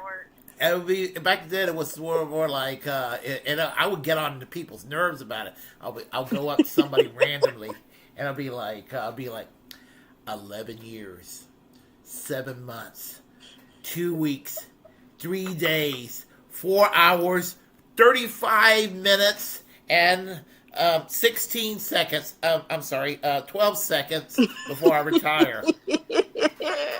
Okay, so I have a special request of you. Now, you have to do the voice impression. We both know what you did at where we used to work. You got to do a classic impression of that person. You're talking about that certain person? Yes, that person exactly. Yeah, I got hired in 1974, and they chased me out in the year 2017.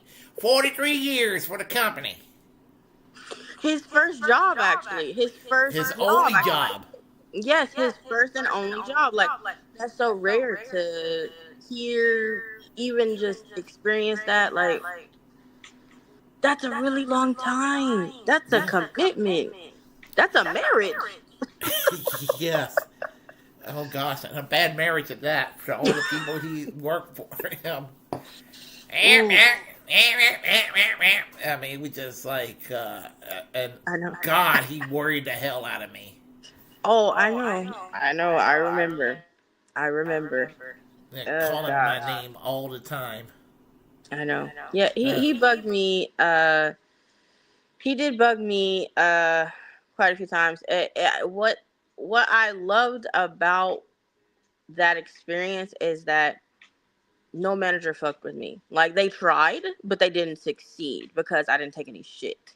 Like, and I think that's the difference between um people who just don't take no for an answer and just say, you know what? Like, yeah, I might get in trouble. The bosses might, like, oh, I might get fired today, but it's like, you know what? I've had enough. I'm gonna stick to my guns here, and I'm not taking the shit. So, if you get in my ear and tell me, as long as I work for you, you got to do as I say. Yeah, I'm gonna get missing for 45 minutes. Yeah, I need to compose myself. Oh, September, where were you? We were looking for you. And it's like, yeah, I had to go compose myself. And he knows he was an asshole, so um he knows. And I think what bugged him was that I didn't back down. We were toe to toe, and none of the managers fuck with me.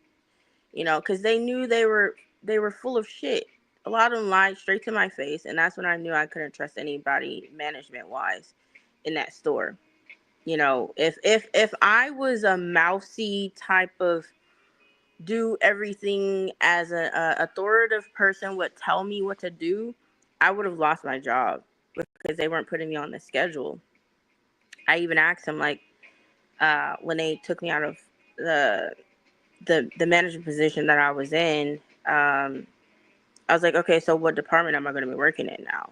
Can I go back to where I used to be?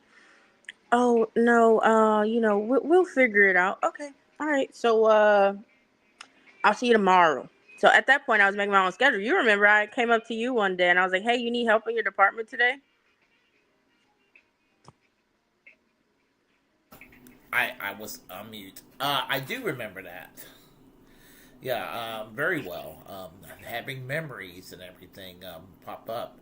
But here's the thing. When we were laid off and I had the new job, I had one person that would try to throw his authority around with me, and for some reason, I didn't put up any shit with this person. I think you even met this person. You met this person. He was this young guy that's kind of heavy set. Mm-hmm. And he, in the night he'll try to be an asshole to me, and I actually had to put him in his place a few times, and a lot of the people who didn't speak to me initially, I won their respect that way. They're like, they really like the fact that I put him in his place. But I got to the point where I don't give a damn anymore at work. I mean, I do what I do. I'm a little different now than I used to be. I used to sit there and take a lot of shit. And just sit there and they tell me to do something and give me an order, told me to jump. I used to be like how high, but I don't care anymore because I'm so close to retirement. I don't care anymore. Yeah, and they know I don't care. I'm in my mid-50s. I don't give a damn. Hey, as you shouldn't. Oh, people now, you're lucky to get to your 50s. You're lucky to get a pension if it's even anything.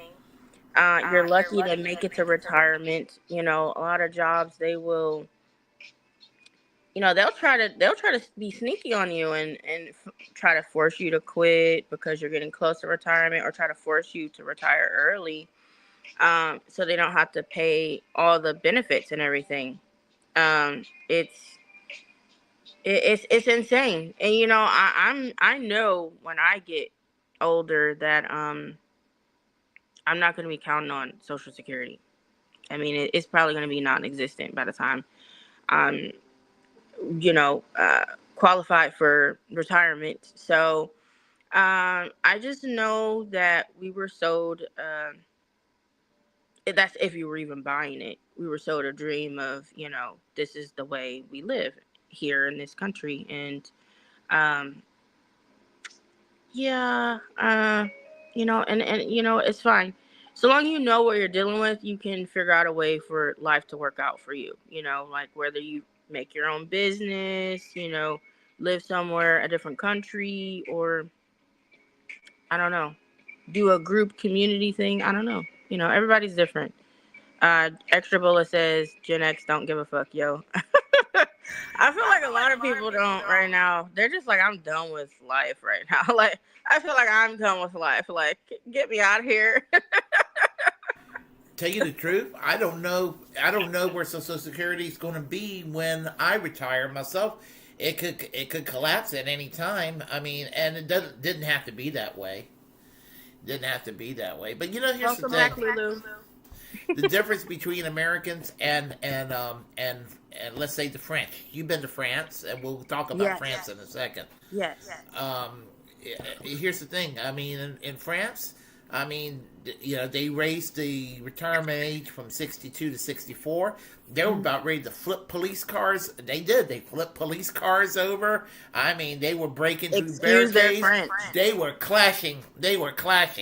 Here, we do something like that. We're just like, we'll hold our heads down and say, okay, Daddy, don't hurt me.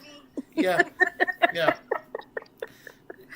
American workers are the wimpiest people you can imagine. They roll over and play dead. But the French, I mean, they don't put up with no shit. Yeah. I remember, was it last year? I mean, I'm not trying to get political because we've done that bit already. But last year, here, I'm never political. I know, right? I know, like never in your life. How undemure of you! Oh my god! But I just remember a young girl who was of Arabic descent, and she got killed. She was really young. I don't think she was in her 20s. She might have been early 20s. And as a solidarity thing last year, a lot of women cut their hair because she cut her hair and they killed her. So a lot of women, I actually considered doing that. It takes a really, really long time to grow my hair back. I mean, my hair is still growing back, and I cut it in 2017 when I went to France. But a lot of the French people would not have it. They were outraged. They were lighting fire cars. I think they were shooting fireworks towards the police officers. Don't quote me on any of this. This is just going off my memory. But it was a sound. I was like, yo, the French people do not mess around. Like, they look cute and everything with the smoking their cigarettes, very like cool, uncouth like, and drinking their cafes and bustling around. But don't mess with them. Don't mess with them. Like, the French will, what we will call it, a French clap back. Like, don't mess with them, yo. Oh my gosh. Yeah. French workers are militant. I mean, they will do a general strike at a drop of a hat. I mean, and everything. You went to France, and how was France for you? France was great. Can you mute me so we don't bug everybody? France was great. So I went in 2017, shortly after I cut my hair. 2017, I was still working at that hellhole of a place me and Mel are not disclosing. But I mean, not all of it was bad. I met some solid people I still talk to, like Mel. But I didn't plan on that. I was actually watching a movie called Me Before You. If anybody's read the book or watched the movie, I haven't read the book. I own the book, haven't read it yet. But I got the book after watching the movie. So, but I saw the movie. At the end, one of the main characters goes to France. She never been. And I was like, you know what? I've always, I know it's a cliche, typical American girl, right? I've always wanted to go to France ever since a kid. Like, I started learning French as a kid. I learned Spanish was actually the second language I started learning in kindergarten. My kindergarten teacher, Mrs. Rodriguez, I still remember her. Really sweet lady. Which made me love like tamales and enchiladas. I love Hispanic food, but that was one of my second languages I started learning, and then French. I love French. I started studying French in middle school, high school. I didn't do it in college. I did take an official college course of Spanish, but I saw the movie and I was like, how much does it actually really cost to go to France? Like, I've been talking about this for forever. Like, bitch, just look it up. So I looked it up. One of my friends, Taylor, she actually put me on to an app about discounted flights, Hopper. If anybody's ever used Hopper, it's got a little cute bunny rabbit on there as their icon. And I looked up flights, and I was like, holy shit! It was like around early summer when I looked this up. I could have went to France for less than $400 round trip. I think it was like $342, $372 at the time. One ticket left for the flight. And one of my friends, I think she's still in the comments, Marty, I remember being back at the Borough, for anybody who still lives here in Raleigh, the Borough. Danielle, one of my favorite bars. It was like my cheers. And I was talking to Marty like, am I going to go? Am I going to book this ticket? It's like one left. She's like, yeah, why the fuck not?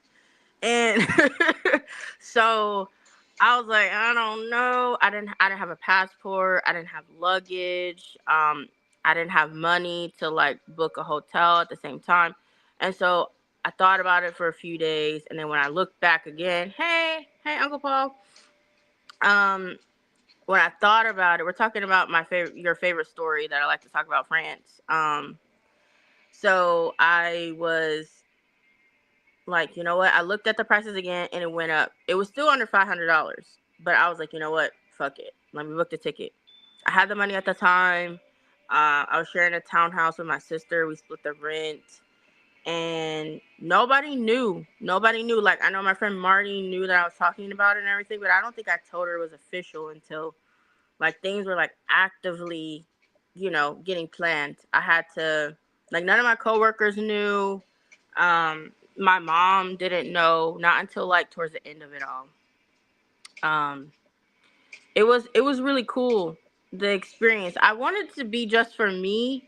The reason I didn't tell anybody, and plus it's embarrassing, right? Like, if plans fall through, and I wasn't sure I was still going to be able to go. Again, I didn't have a passport. So that was my next thing. Okay, I got to get a passport before I even book a hotel, right? Which I did not stay in a hotel. I stayed in a hostel. A lot of people are so scared of me staying in a hostel. Oh my God, you're going to get murdered. Has anybody ever seen those movies, Hostel? Have you, Mel?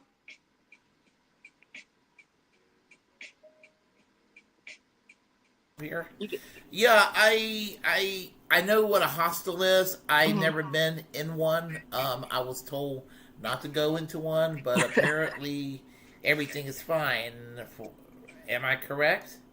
It was fine. I stayed in one outside of Paris.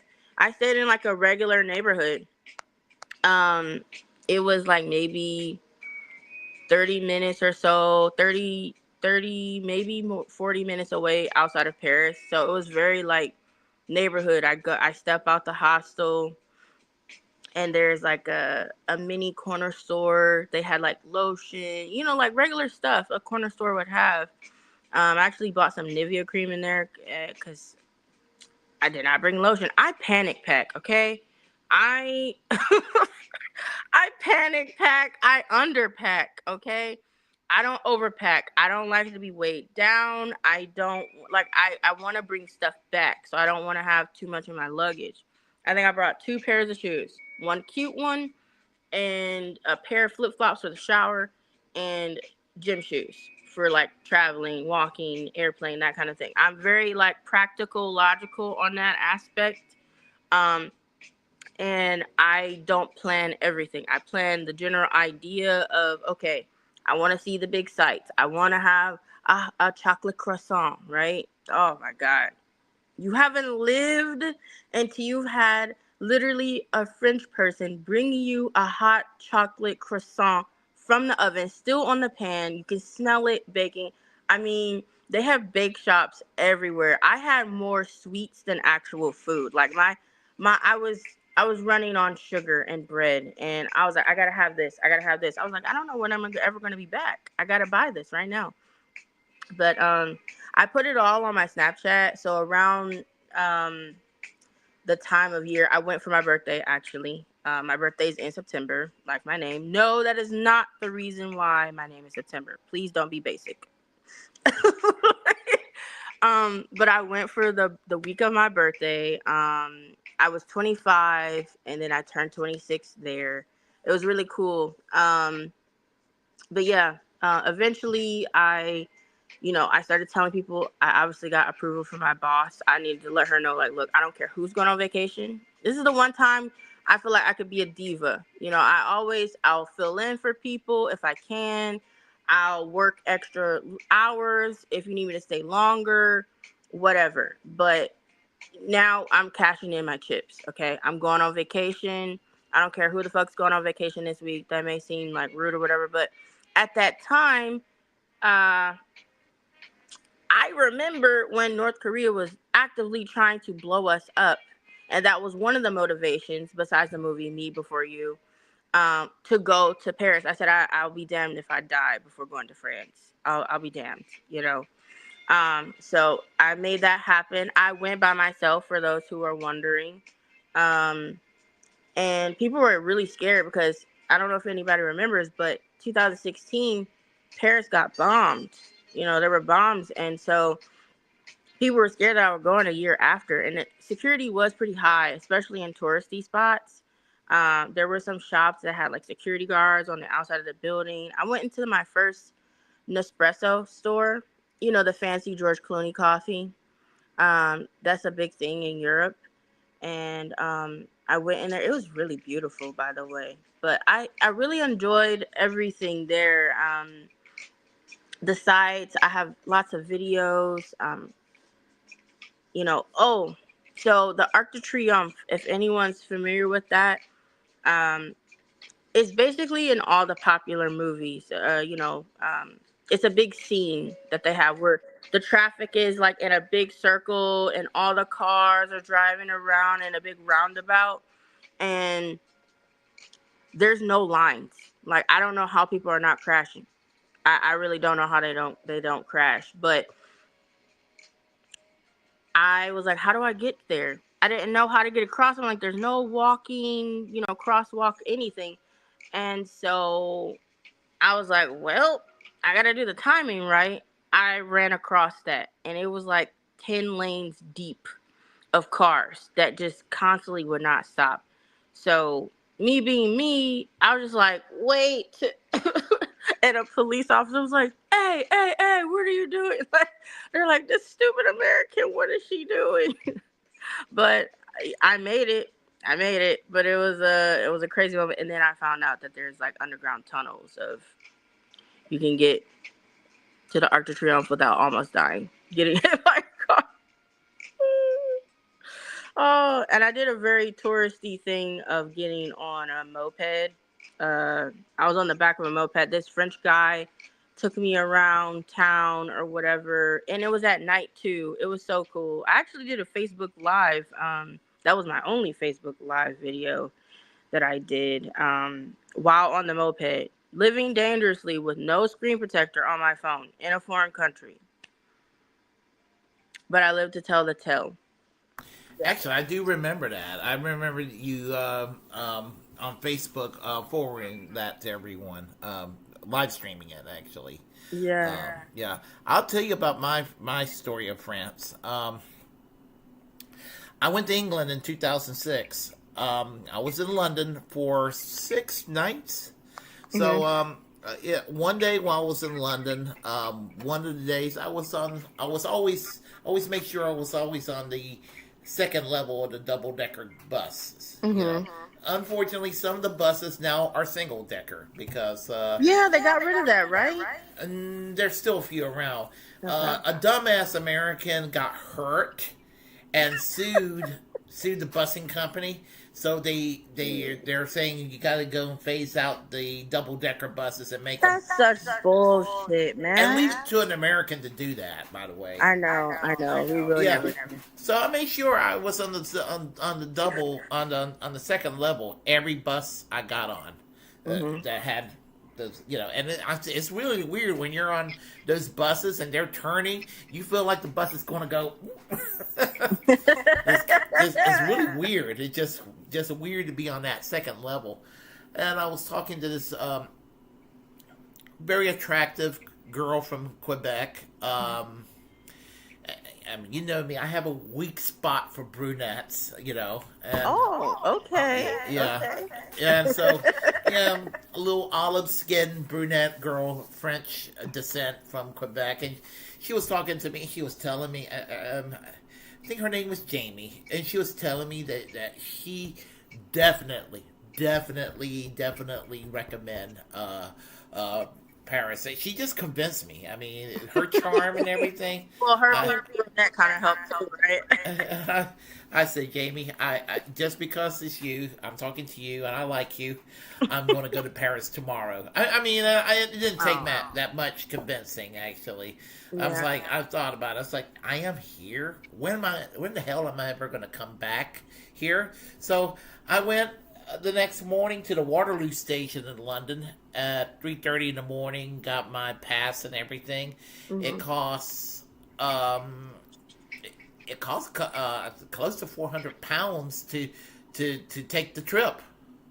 £400. What, from Britain to France? To Paris? Because, it was on short notice again.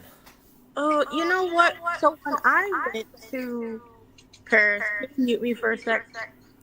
When I went to Paris, because I was gonna I knew that once you get to Europe, it was really quick and easy to get to another country. Because I know England is right next door, and you could be there depending on what train or bullet thing you take, whatever.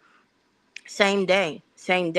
And so it's actually more expensive to book it in America than when you actually get there.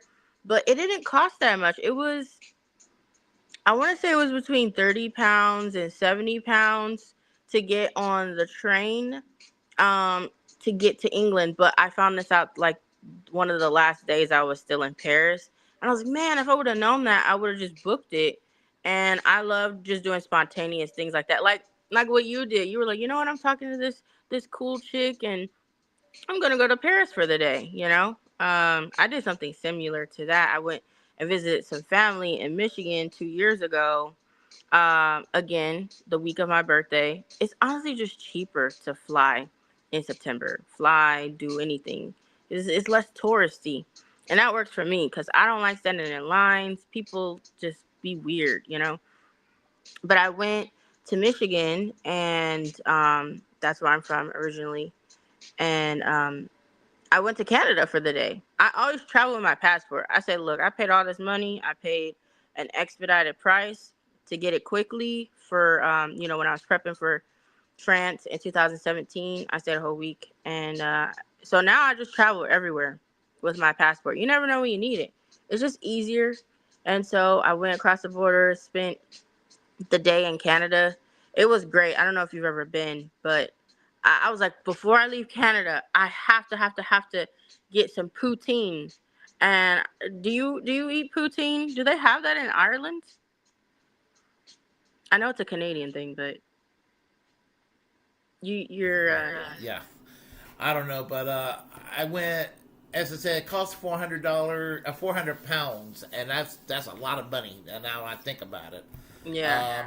But I was like, I'm going to go to Paris. I don't know when I'm going to come back here again. I had a $20,000 limit on my credit card back then, so like I don't care. I'm here. I'm going to. I mean, I got to pay him back. I mean, what? This is going to probably take me a couple of weeks longer to pay back this shit here. Okay, I'll just go ahead and do this. So I went and got on the Waterloo Express, got on underneath the English Channel, took a 3-hour trip from the Waterloo station to the Gare du Nord in Paris, and I was in Paris pretty much for 11 hours in Paris. I took care of the tourist scene. I went to the Eiffel Tower, but it was not what I expected. I waited 2 hours and 45 minutes in line, and then a partly sunny day turned into a rainy day. I couldn't get on the top level. They wouldn't allow me to go on the top level because that was closed for the rest of the day when it rains. Oh, it's a danger, right? It's Yeah, like it a was. hazard. I mean, I understand. It's regulation. So I ended up on the tallest level on that wide part in the bottom. It was still pretty damn high. And so I could see the whole city of Paris. And they got these gift shops. I'm assuming you've been to the Eiffel Tower, right? Yes, that was the one attraction I actually did go and see because everything else was a really, really long line. I wanted to visit the Notre Dame Cathedral, but the line was horrendously long. There were other sites I wanted to visit. And I did go on the little boat down the Mar? I went down, riding on the thing, and that was cool. Let's see. And before I went back to England, I went to a little shop, a little bistro, and you're gonna laugh, but they had fresh foods, everything there, and the people were nice and friendly. Ooh. But what looked really delicious, it just looked so delicious there at the little glass display was the lasagna. So Ooh, I love some good lasagna. I had Italian. My supper was Italian in Paris, and I drank a bottle of wine, of course, while I was there. I was like drunk off my ass all day long in Paris. And, what did you drink there? Did you have wine? I drank mostly wine. Was it red or? It was red. Yeah. What's your favorite red? My favorite domestic red is this Moscato, but I don't know what I drank while I was there, but I like what I drank. Moscato. I love a good red, like Cabernet, Zinfandel. Like sweet wine. Sweet. Yes. Well, it's got to be not overly sweet, but some sweetness. I like a really good fruity, jammy component. Yes. I just don't want one that has too much of a backbite. And sometimes some of, like the Cabernet, tends to bite back, and all of that. I'm waving at Carrying D Rug. I don't know what that means.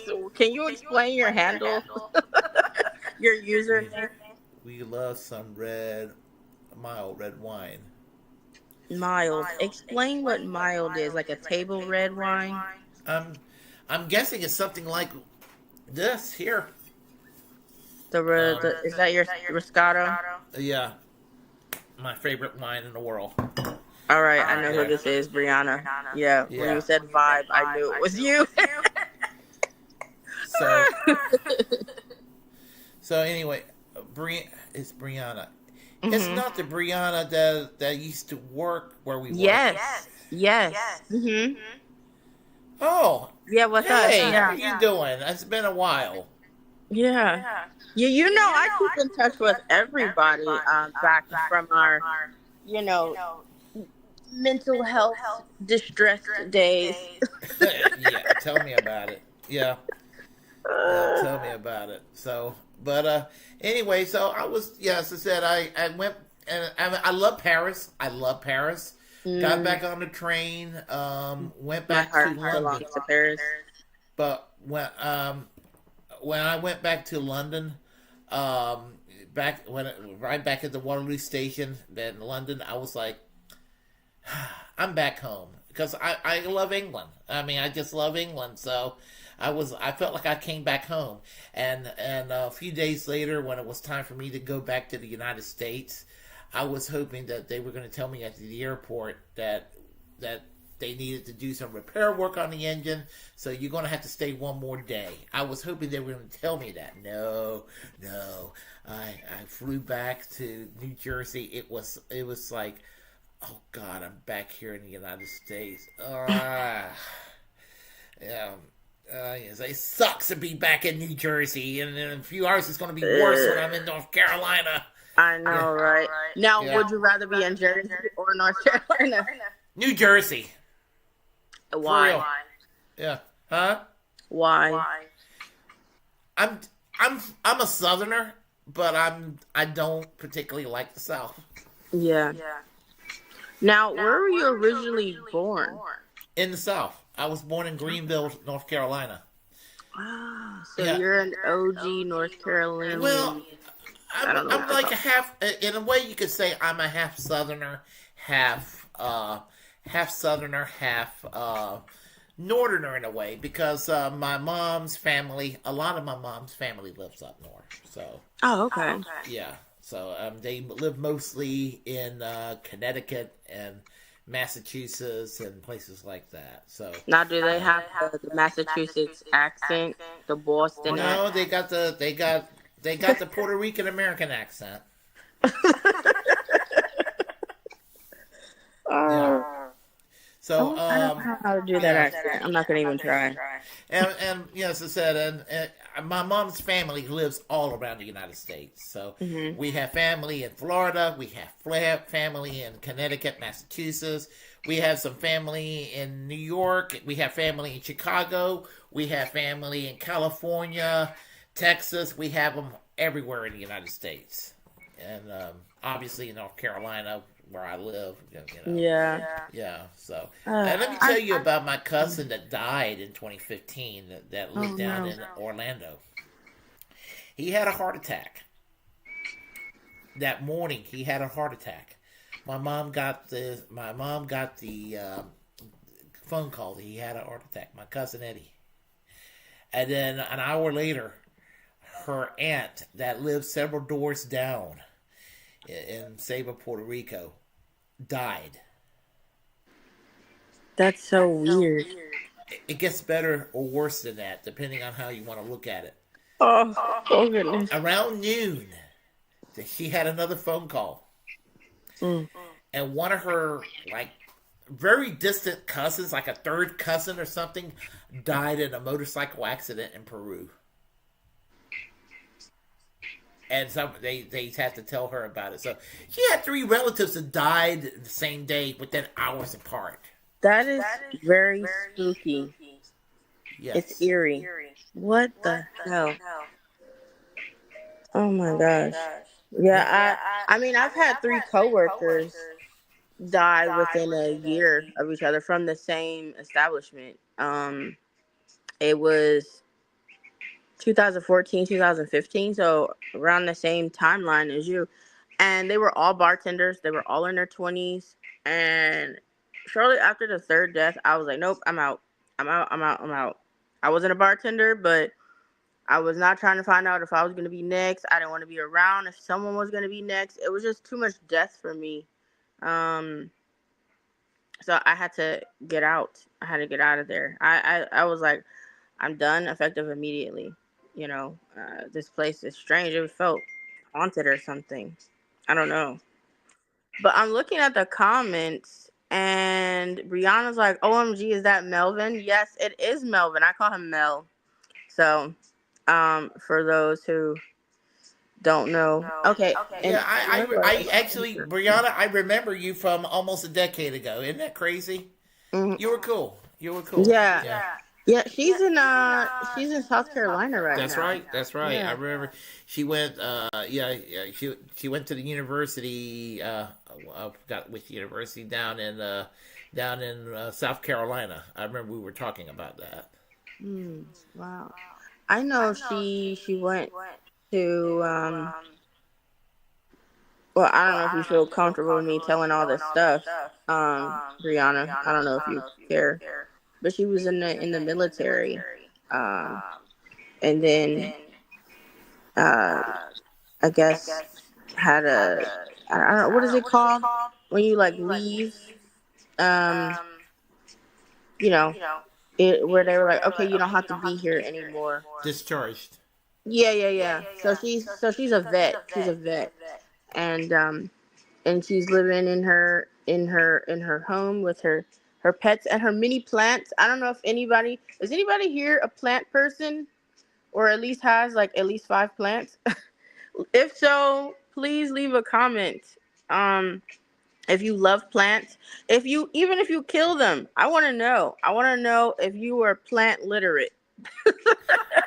I got trees in my backyard. Does that count? You know what? It counts. You know what? You're like, hey, you got Mother Nature on speed dial. Hey, water them for me. What kind of trees you have? Basic pine trees in the backyard. So do you get pine cones everywhere? Oh gosh, yes. Oh Big my time. God. Big time. Steph, what kind of plants do you have? I'm a big Monstera fan. I got some pink nerve plants. I have a green bean plant. It's Thanksgiving, y'all. Let me show you my green bean plant. Hold on 1 second. Let me get my green bean plant. I actually have 2 of them. All right. So I'm grabbing a beer. Okay. You do that. Put me on mute.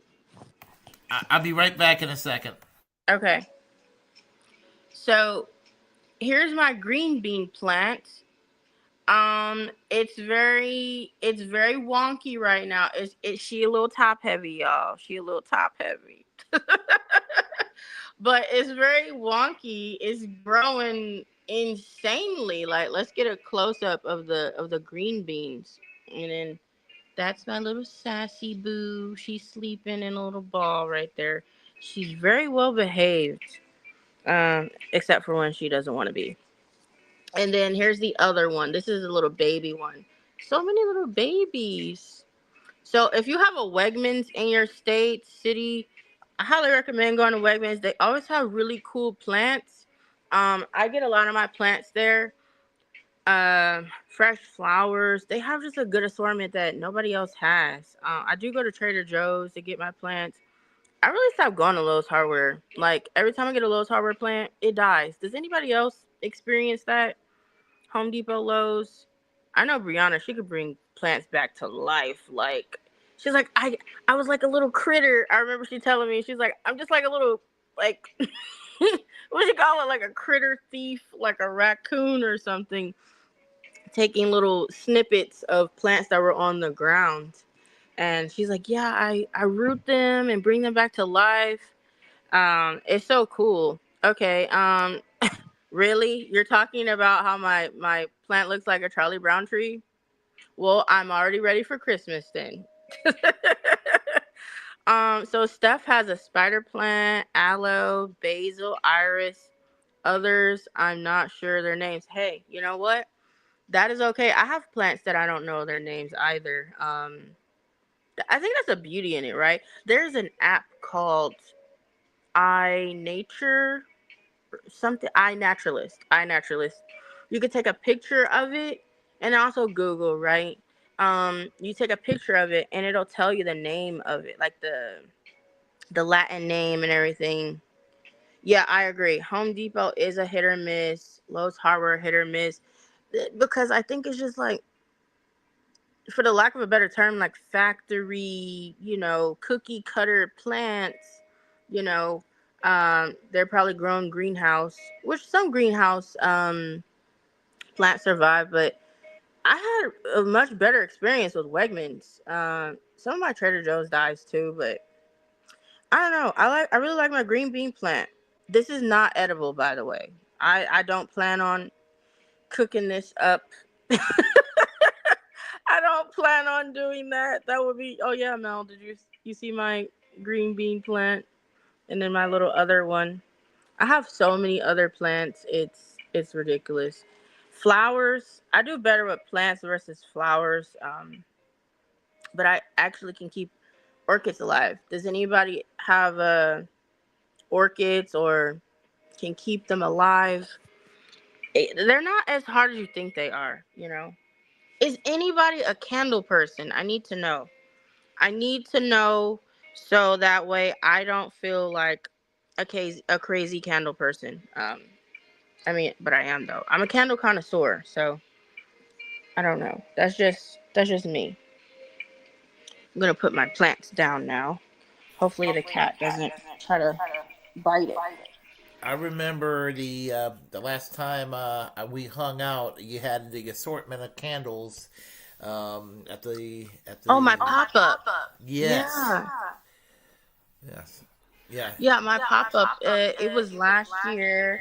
I did it for a few months, and it was really cool. I have so many different types of candles. I have candles lit right now too, just two. But I'm a big candle person. I have like so many different brands. Let me make my screen a little brighter. So this is what you call a Cire Trudon candle. Um, it's we're not gonna talk about how much it costs, okay? Don't judge me if you want to look this brand up. Do not judge me. I try not to pay full price. Every now and then I get them 15% off. This year I actually found a really good sale. They were 50% off, which never happens for Cire Trudon. So going back to the whole French thing, this is a French candle. The candle vessel, candle jar, whatever you want to call it, they're made in Italy. And then the candles themselves are made, I believe, in Normandy. They're the oldest candle company around that still exists. So they started in the 1600s, 1643 to be exact, and they started in the churches. And when I tell you, you don't even have to light this candle, and it makes the room smell really good. So it's worth the price if it's something that you want to do, you know.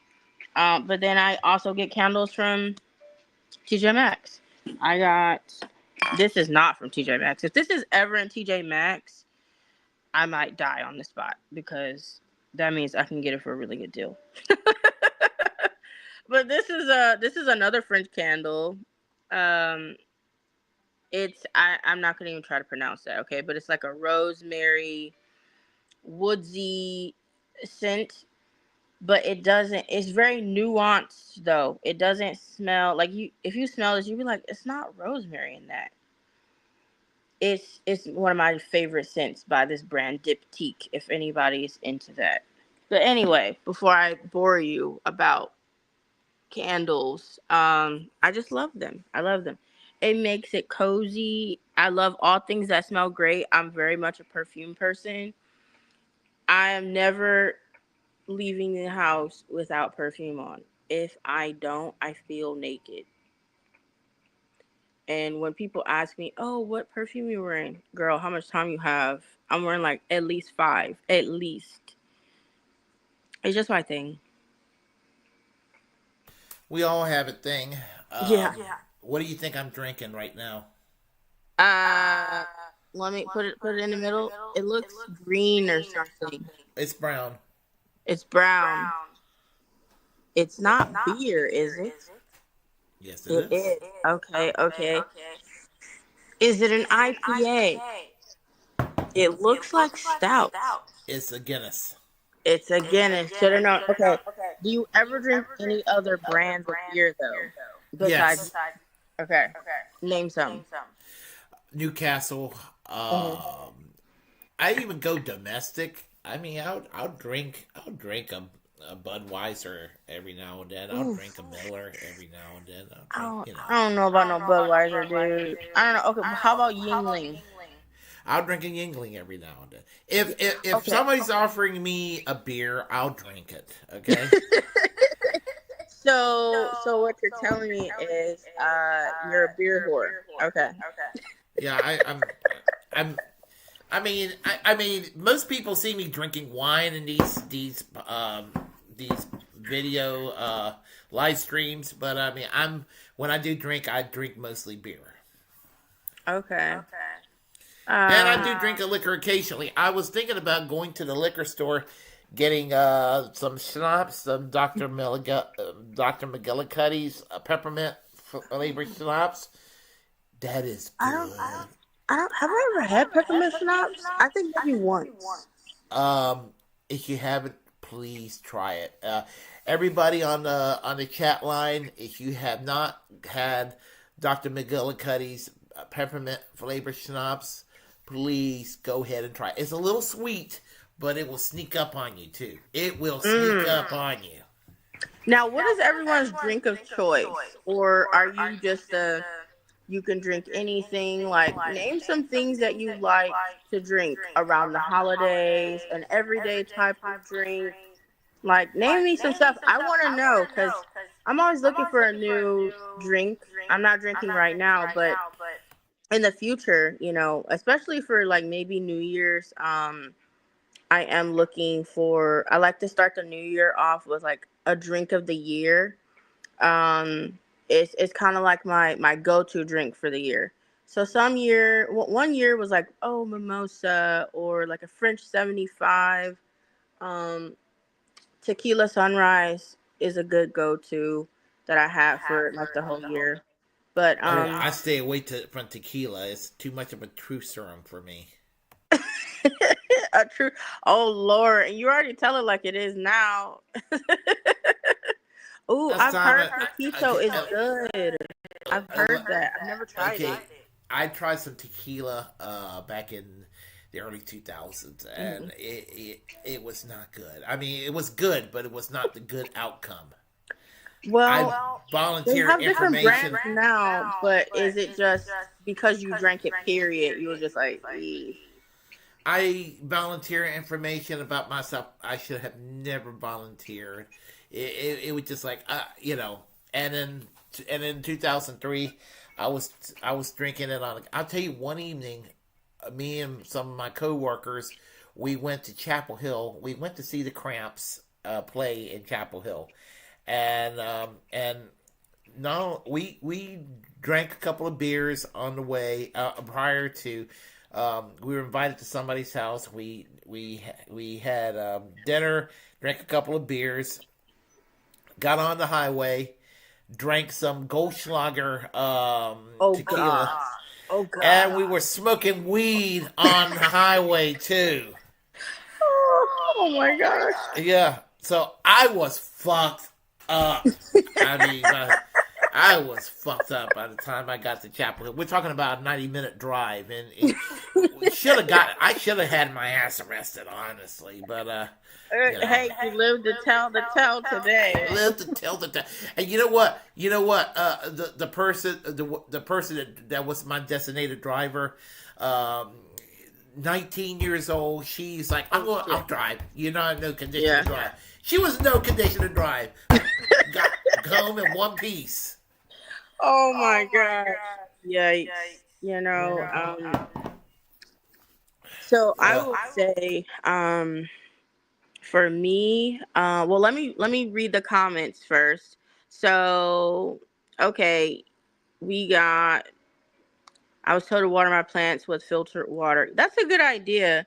Filters are expensive. Look, I got good tap water here, and they seem to be surviving. So I'm gonna just leave it as it is. But I will keep that in mind, especially living in a hard water state like Phoenix, Arizona. The West Coast has tough water. My choice of fragrance is incense. Okay. I know what you mean, but I thought perfume when you said fragrance. Yes, I do remember you liking incense. We do need to re-up on Badu's. So Erykah Badu has incense. I'm not gonna say what it's called, but just look it up. Erykah Badu, she has a few different incense. They're not available for buying. She releases them a few times a year. Let's just say she uses her own underwear to make them. That's what we're gonna go with right there. Yeah. If you'd like a show and tell of what it is, if you want to see what the incense look like, I am more than happy to go get it so you can see it. But I was just like, wow. I found out from my friend who's actually in the chat right now, Lulu. She's a big Erykah Badu fan. Okay, so we got Guinness is strong. It is. Okay, so for people who do like stout, I do like stout. There's actually a good stout that I like by, which you should try, Mel. You should try it. It's a local brewery, but they sell it in the grocery stores too. You can also get it on tap at Briar Creek beer garden. Yeah, beer garden. Briar Creek Beer Garden in Raleigh. They have it on tap usually around this time of year because that's when they bring out the stout. But you could just go to the brewery. Bombshell Brewery in Holly Springs. It's the first female owned brewery in North Carolina. So I just so happened to like the stout. I didn't even know that. I looked them up because I was like, oh wow, I need this. I got a can of it in the fridge. If anybody wants to see what it looks like, I'm happy to go get the can out of the fridge. Steph, if you have a recipe for coquito, if you make it yourself, please send me the recipe. I definitely need that in my life. Again, I'm not drinking right now, but in the future, I will definitely be whipping that up. Let's see. Oh, Steph loves Erykah Badu. Yes, I love her too. She makes really good music. I don't know if she's bringing anything out. She did come out with a song called "I'll Call You Back." If anyone wants to hear that, I'd recommend you looking up her song "I Call You Back." It's kind of funny. Okay, Kamesh Warrior. K.A. Mesh. I don't know. I'm gonna guess that's Kevin. Hello, sir. Um, Sparkling water with tart cherry juice and a squeeze of lime. That's not alcohol though, sir. Alcohol. Okay, beer, but what kind though? I want brands. I want, what kind do you like? Sweet and sour amaretto. I haven't had that in years. Oh my gosh. I haven't had that in years. Okay, so what were we talking about beforehand? My brain. I told you. I think I have ADHD. I don't know.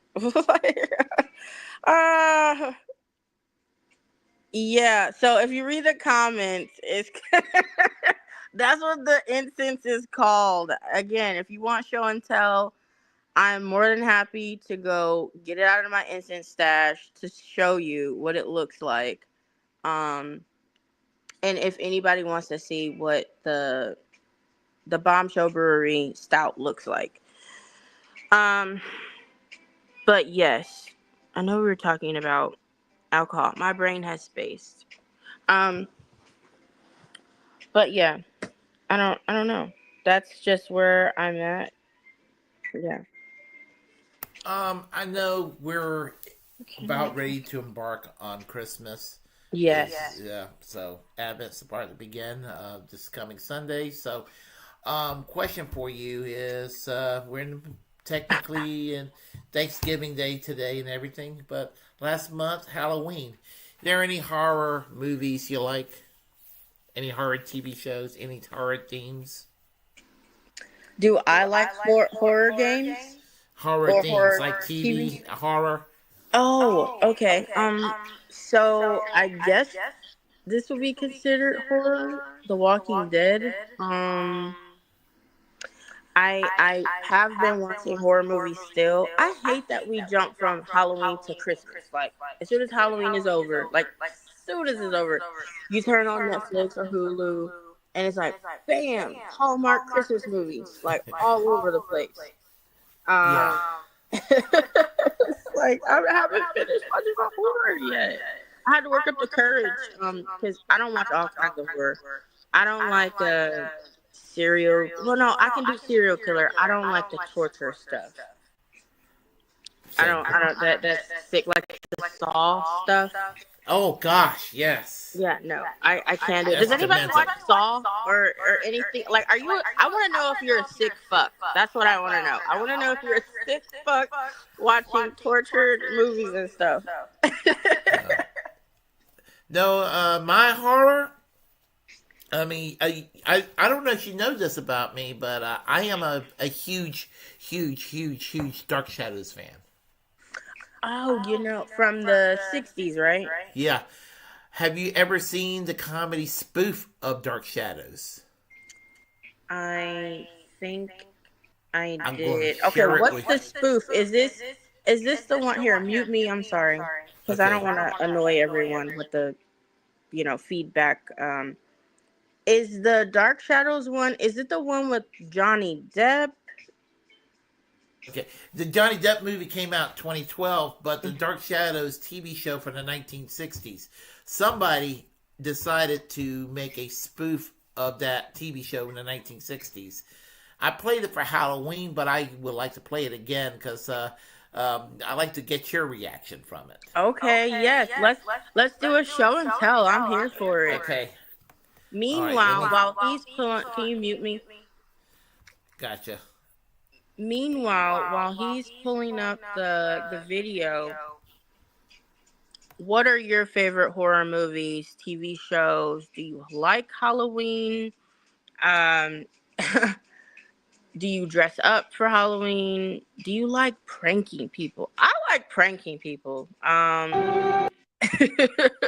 I just do. We actually pranked somebody last night. That was really fun. When I was at a Friendsgiving dinner, it was funny.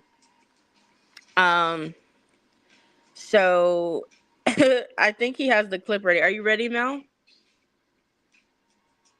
Yes. Okay. And I can, if you want to interrupt just to comment on it, just like thumbs up or something, and I can pause it.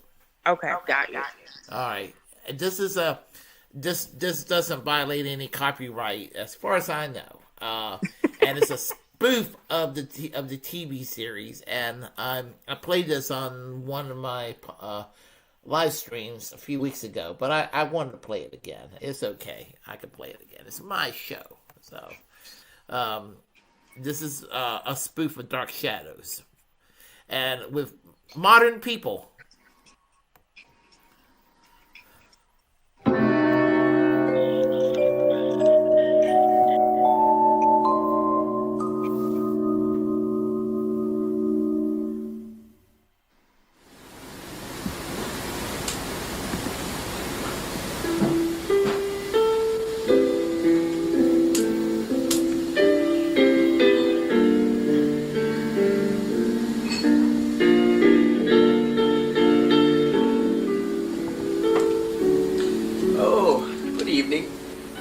My name is Jonathan Frid.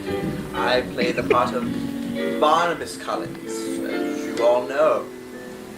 I am delighted to share with you this evening a special treat for all of us Dark Shadows fans. It is a very rare footage of Dark Shadows shot on location at the house in Newport. You know that house. Seaview Terrace. And you fans thought you knew everything about Dark Shadows. Ha ha ha! Save Dark Shadows! Save Dark Shadows! Now, oh my God. Now enough of that. Get out. Not this show. This is the good show. You see, this footage was deemed unusable for ABC broadcast quality. But you fans you must be used to that by now, aren't you? So, without further ado, let's begin our program. Dark Shadows, the lost episode. And you will see why it was lost.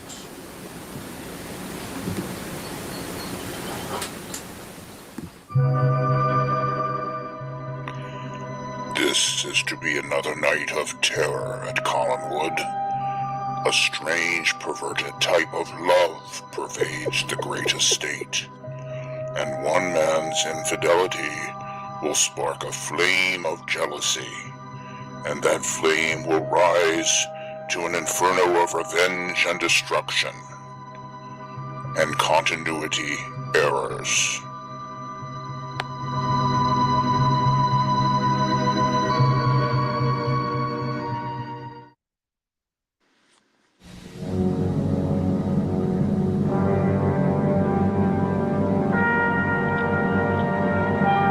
Carol, you must come. Now. Immediately. I need you. Carolyn.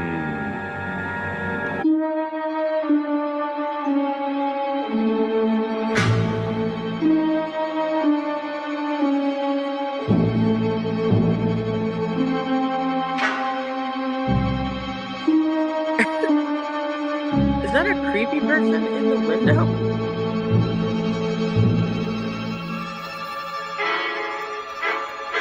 What were you asking? I was saying, was that a creepy person in the window? I didn't see anybody at the window. I saw something and like behind her, just like kind of peeking around. Like, what? I don't know. It looked like a person. Oh, I never noticed that. Yeah.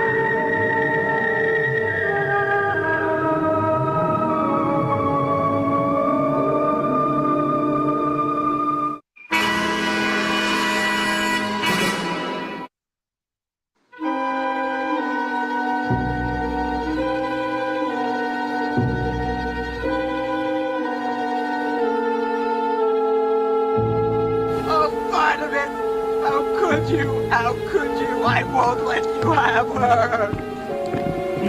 You beast! You beast! Go back to the old house. You can do no good here. Why, Barnabas? Go back to the old house immediately. Oh, Barnabas, why? Julia, you should have known better. Carolyn is the one I want now. He's mine, you old rat bag, and I have the marks to prove it. Now go. Come, Carolyn. Yes, let's go where we won't be interrupted. Yes. Oh, you'll pay for this, you bitch. Julia! You... What in the world? What's this? Stop it this instant! Stop it, I say! Stop it! Stop it! Stop it! What? That's so unnecessary. Nothing but hurt yourself. Get up! No. Please. Julia, are you all right? You must get up. What do you mean, Julia? Are you all right? Well, she was hurt. You hurt her. Did you know what she did to me? Julia is my friend. Your friend. Yes. Your friend. Your friend, but what do I give you? Uh-oh. Someone help me. Well, I have my pride. That's right. I'll pack and I'll go to the old house.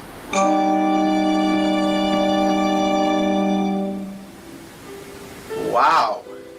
Well, how are you fans enjoying the show so far? You know, I hope you see now why ABC trashed I lost this episode. Well, it seems that poor Julia finally washed that vampire right out of her hair. As she was leaving Collinwood forever, she, well, let's just say she ran into an old acquaintance from her past.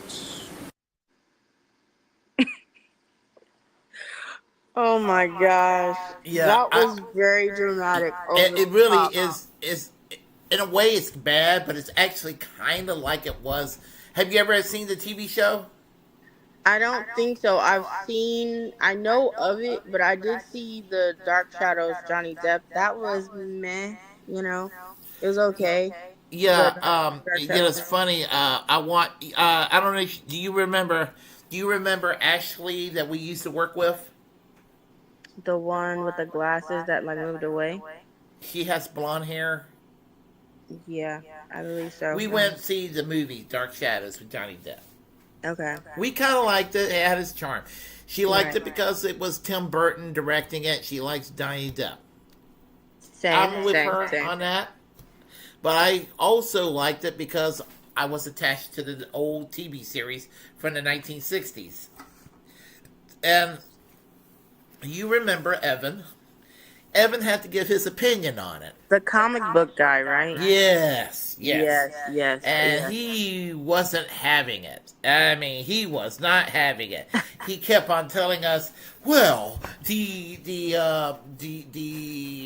critic says the movie was terrible. And we were like, well, we liked it. But the critics said, and we were like, well, the critics said what they said, but we had a...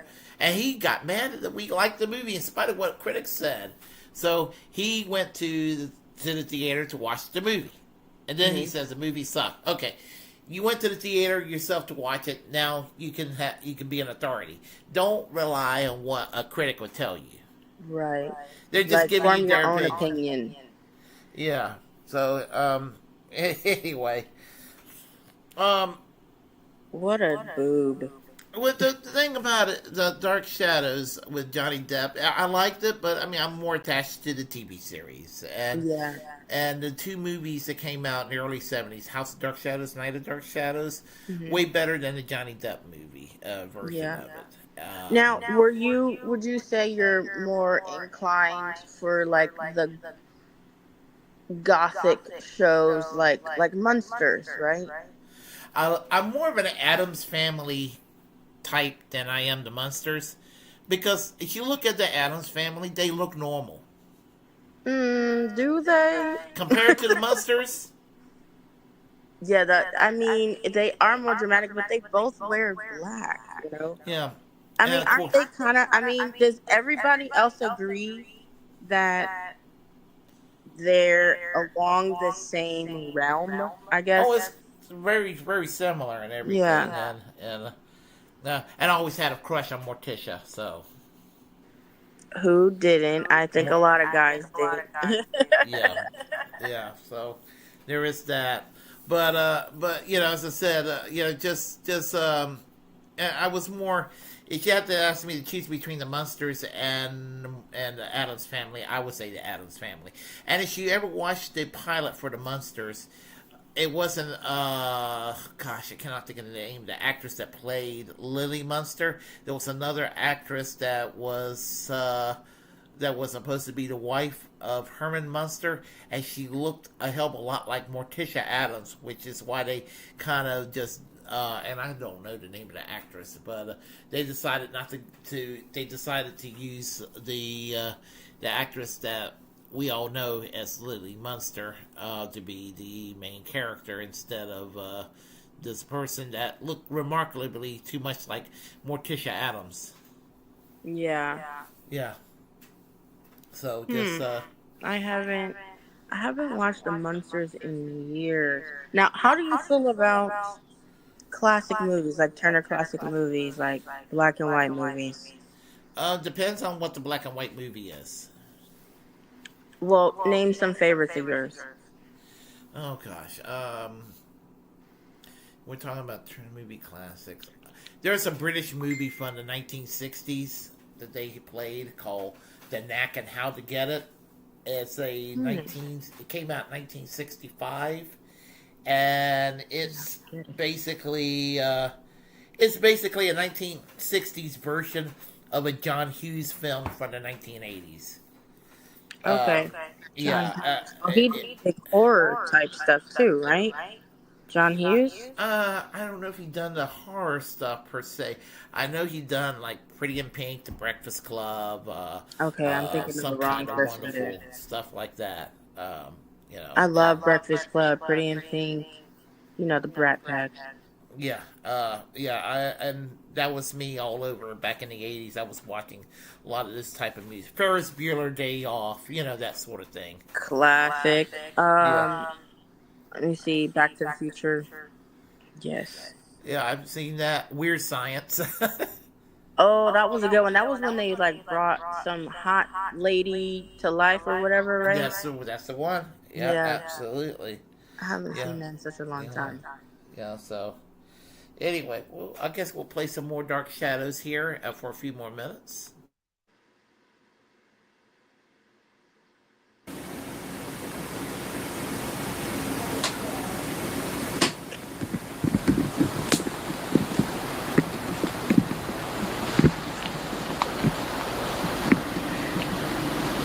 I'll show him. Right, I'll show him. Julia! Tom, Jenny, but you're dead. Yes, You're dead. yes, Julia. And now that I'm dead, I need blood. Your blood. No, please help, Barnabas, help! Help! Oh, Barnabas! Oh, Tom!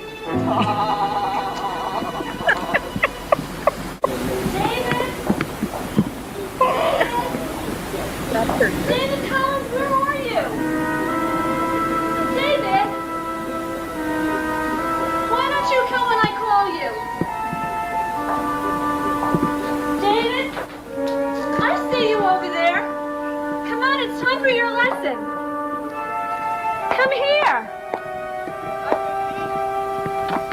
Where have you been? Oh, I was waving. Someone was saying they were leaving. I was waving. Bye, Mary. Oh, yeah. Now, the house itself is the actual house from Dark Shadows. Oh, really? Yeah. Oh, wow. And you see the set that's behind me? Yeah. Yeah. That set that's behind me, that's the living room from the TV series. You're such a nerd, and I love it. I freaking love it. Yeah. Yeah, I mean, I was just like, I was like, I like this. I was like, I'm in their living room. So, yeah. That's not my real living room, by the way. I could tell by when you're moving your head, and there's like some, moving background stuff. Yeah, I could tell. But some of the furniture is in that style in the living room, in my real life living room, but it's not, it's not. So your furniture style is 60s or? No, my furniture style my furniture style is that fake wannabe British posh style furniture. What I call a posh dickhead. Yeah, I mean, just it looks like something. It looks like a fake version, like a cheap version of what royalty would have in the UK in England. Yeah. Okay, so very like formal, I guess you could say. Yeah, but the cheap version of it. Would you call it like leaning towards Frasier style? Leaning toward what? Frasier style, the TV show Frasier.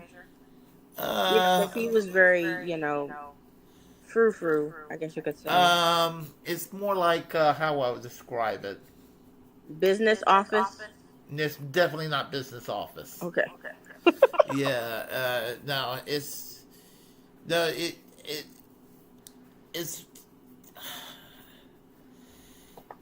definitely very late 18th century, early 19th century looking. That kind of was still stylish in the 20th century, if that makes any sense. Yeah, it does. Yeah. So, anyway, I guess we'll continue here.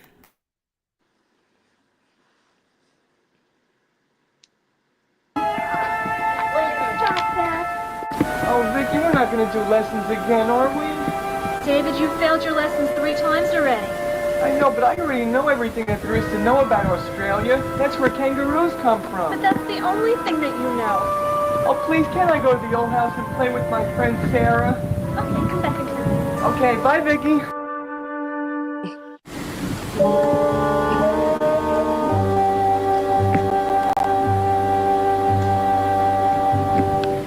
Julia, I've come to apologize. It's not necessary, Barnabas, but I feel that it is. You see, I treated you horribly, and I must tell you that, well, that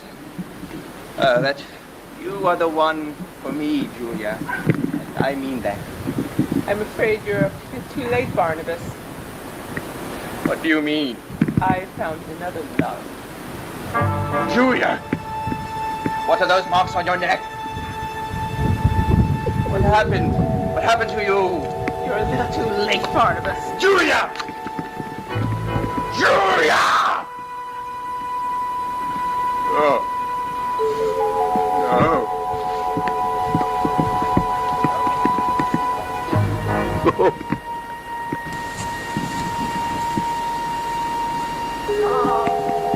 Julia.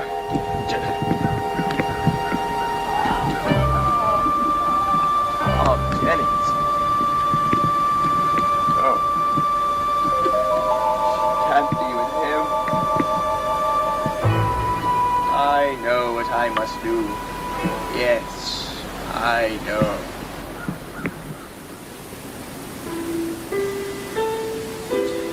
What's going to happen next? You know, Barnabas knew that he was a fool for neglecting Julia the way he has been.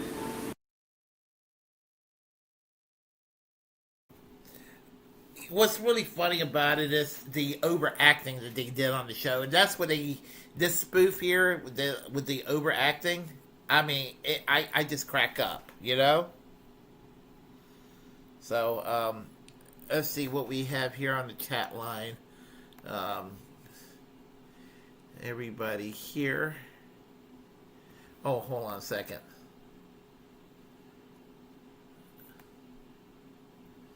Okay.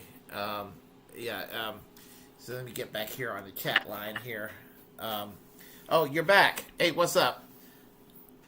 Yeah, I was sending you a video of, it was like a really small clip of something I'd like you to play. I sent it to you on your Facebook.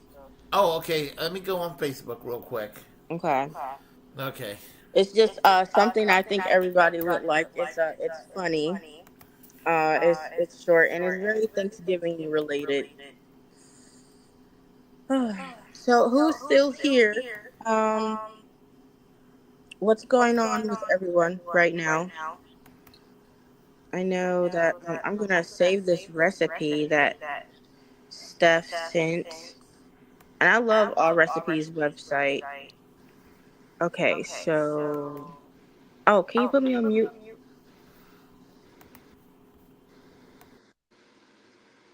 Okay, so Puerto Rican coquito. All right, yeah, I'm definitely gonna have to make this.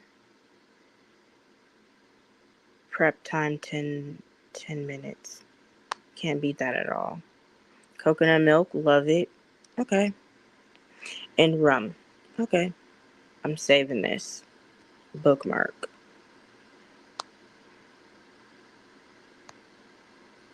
Okay. All right, cool. Okay. So I'm reading the comment from Steph. She loves Halloween, hates slasher movies. Vincent Price all day. Okay, can we talk about how Vincent Price's laugh was insanely good? Like, I love his laugh. It was if you like a good borderline creepy laugh, which I do. If anybody listens to Lady Gaga, she has a song called Government Hooker, and there's a laugh towards the end of the song that I freaking love. I love it. I obviously can't play it because of the whole copyright thing.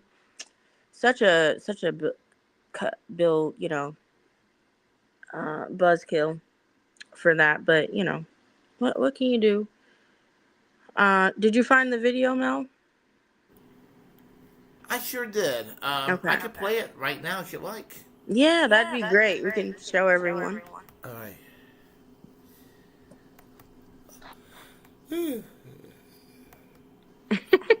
I'm sorry. It's just alcohol and lack of sleep.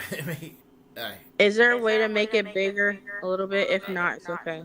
No, I think this is what we can do here. Maybe just like zoom the screen. If not, don't worry about it. See if I can. Zoom. Can everyone see it? Okay. I'm trying to zoom. Well, that's the message. Yeah, you're making it smaller now. Okay. You gotta go bigger. Yep. Keep going. Let me fix this. Cool.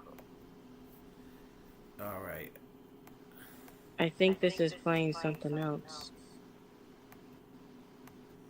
Yeah, this is something I else. didn't mean. Yeah. Hold on. We'll get this right.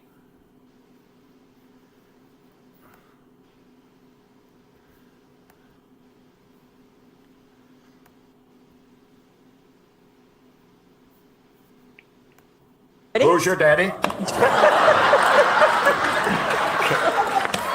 teaspoon.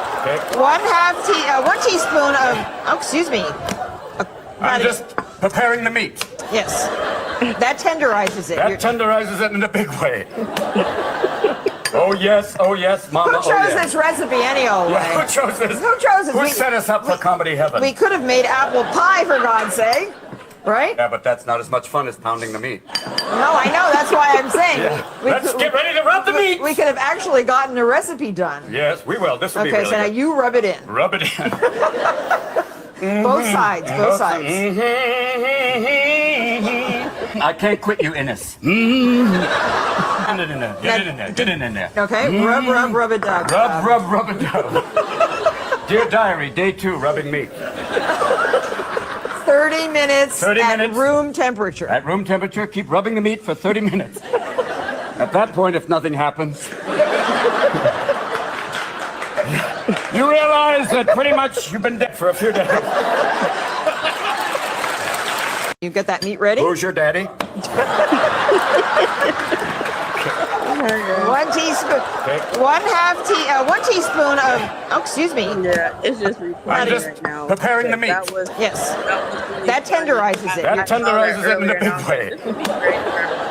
Oh yes, Mama. Who chose this recipe any old way? Yeah, who chose this? Who chose this? Who set us up for comedy heaven? We could have made apple pie, for God's sake. Right? Yeah, but that's not as much fun as pounding the meat. No, I know. That's why I'm saying. Yeah. Let's get ready to rub the meat. We could have actually gotten a recipe done. Yes, we will. This will be Okay, really so now good. you rub it in. Rub it in. Both sides, both sides. I can't quit you, Innes. Get it in there. Get it in there. Get it in there. Okay, rub it dub. Rub it dub. Dear diary, day 2, rubbing meat. 30 minutes 30 at minutes. room temperature. At room temperature, keep rubbing the meat for 30 minutes. At that point, if nothing happens,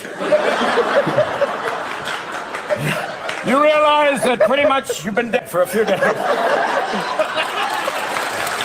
You get that meat ready? Who's your daddy? Yeah, it's just on mute. Yeah. You're on mute. I realized it was kind of on a loop. Mm-hmm. Yeah. Yeah, that was funny. I thought everyone would enjoy that. Yeah, absolutely. I'll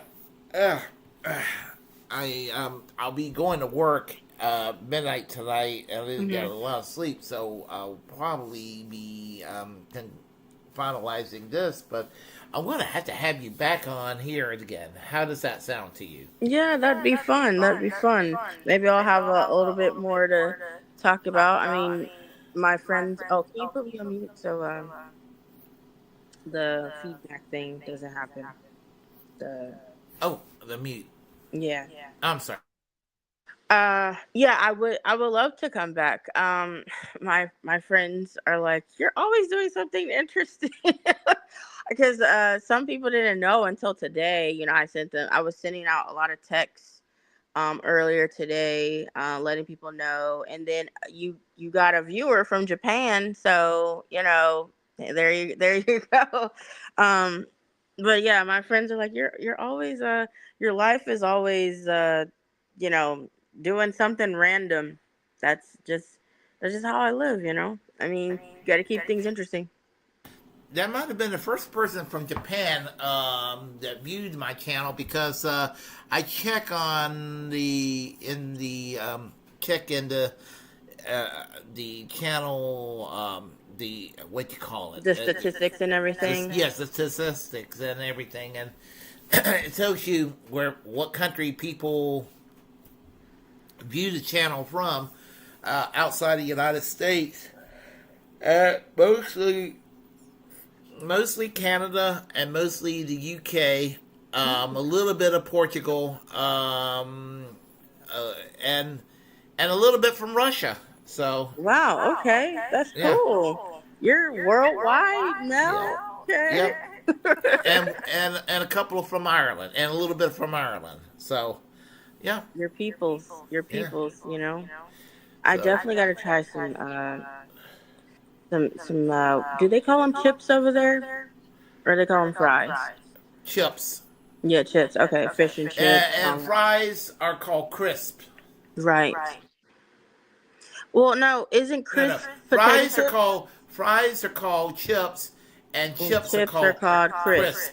Yeah, and crackers are called biscuits. That's right. Cookies. Cookies. So what are crackers then? I guess they're crackers.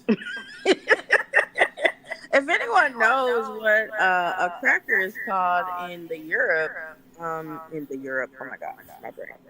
In Europe, please let us know in the comments, because I'm blanking and I'm very well versed in British aspects, even though I know it like kind of trickles down outside of other countries of Europe. But yeah, I would love to be back. You know, let me know. You know where I'm at. You're still in the is Sanford anywhere near Selma? Is that anywhere near Selma? Do you know? Let's see. I'm trying to think. I'm not exactly sure where Sanford is. I mean, I know it's kind of near. I guess kind of. I think it's a little south of Selma. If I'm correct. Okay. Southwest of Selma. I've never been to Selma. You're not missing much. But you're in Cary a lot, so I think it honestly might be easier to just be in Cary. You could kind of show me more of like a proper setup of this, because I'm doing this on my phone right now. Because again, my Wi-Fi. Yeah, I'd be glad to. As I said, you know, live streaming is a great way to get stuff out of your chest. Yeah. A lot of my friends they're you know, they think I should start a podcast. I don't know. Like, this is very out of my element, really. I do have Snapchat where I do like little videos like that, but it's private. Some of it is public. So this is I was a little nervous actually to be on YouTube. When you told me it was gonna be YouTube, I think like yesterday or something, I was like, oh my god, like I'm like, oh, like what am I gonna be doing? Andy Warhol said everybody was gonna be famous for 15 minutes. So and he didn't know there was gonna be a thing called YouTube, but YouTube is a way that Andy Warhol was proven correctly. So yeah. There is that, and you know, just start modestly. You know, do a 5-minute video blurb and see where it goes. Now, whoever all is still here, would you say that you'd like me to come back on the show? You know, I would like some feedback on that. Like, what's that now? Oh, I was asking everyone in the comments that's still here if they'd like me to come back to the show. I mean, this is my first talk show podcast, so I don't know. How did I do? Yeah, I think they would like to have you back. You know, just give it a shot, you know, and see how it works out. I tell people start a podcast all the time, so you know, for whatever reason they want to start a podcast, whether it's political or whether it's non-political, just start a podcast. Yeah, you never know. You never know where it can lead you. Yeah, I mean, I watch a lot of makeup tutorials just for fun. I discover a lot of brands that way. Candle videos. I watch a lot of business advice, things like that. You know, starting small businesses. You know, things about clothes. You know, how to save money, how to shop smart. Because, you know, it's getting tough. It's getting tough, you know. You gotta do what you gotta do. I live alone, except for these little these little people, these little people that don't pay rent, my little fur people. But yeah, I would love to come back to the show. Yeah, that would be cool. Yeah, thank you for the extension of Yeah, we'll make this thing maybe sooner than we think. So we'll talk about it. Yeah. Yeah. Yeah. So and everyone, let's see. When I wake up and work on the description box, I can put down your link. That's fine with you on Facebook? Yeah. I can put down your link and everything. Yeah. That's totally up to you. Yeah, that's fine. My Facebook, and then I have my Snapchat on here, Lady Tombra. It's pronounced Tombra, not Timbre. It is the French pronunciation, September. If you could just type it to me on the messenger, I will go and make sure it gets added in. Perfect. So, and as I said, I need to get a little bit of sleep before work tonight. So. Yes, and I need to hightail it to my mom's. I gotta make a sweet potato pie from scratch. I don't know if did you ever try my sweet potato pie? I used to make it all the time. I for don't know if Thanksgiving I've had it or not. Okay. Yeah, I'll have to save you a slice. Okay, absolutely. Sounds like a plan. So, let me just say, if y'all like what you heard, please press like and comment. Comment anyway. If you disagree with what we have to say, feel free to share the content on this channel. As a First Amendment absolutist, it's my duty to inform you to create your own platform and utilize it because we're the muckrakers of our time. Subscribe to the Willie Bragg Show here on YouTube and various other platforms I'm on. And, of course, remember to reject corporate media because they have nothing to offer us. Free and fully pardon Ed Snowden, pardon Julian Assange, free Palestine, free healthcare for all, and free speech for everyone. Yes, free speech. Heck yeah. Absolutely. And I'll talk to you real quick before I sign out of here. Okay. September. So have a great night, everyone, and happy Thanksgiving. Spend it with your family, your loved ones, your pets. If you gotta talk to yourself in the mirror, hey, you know what? Love you. Absolutely. Take care, everyone. Bye-bye.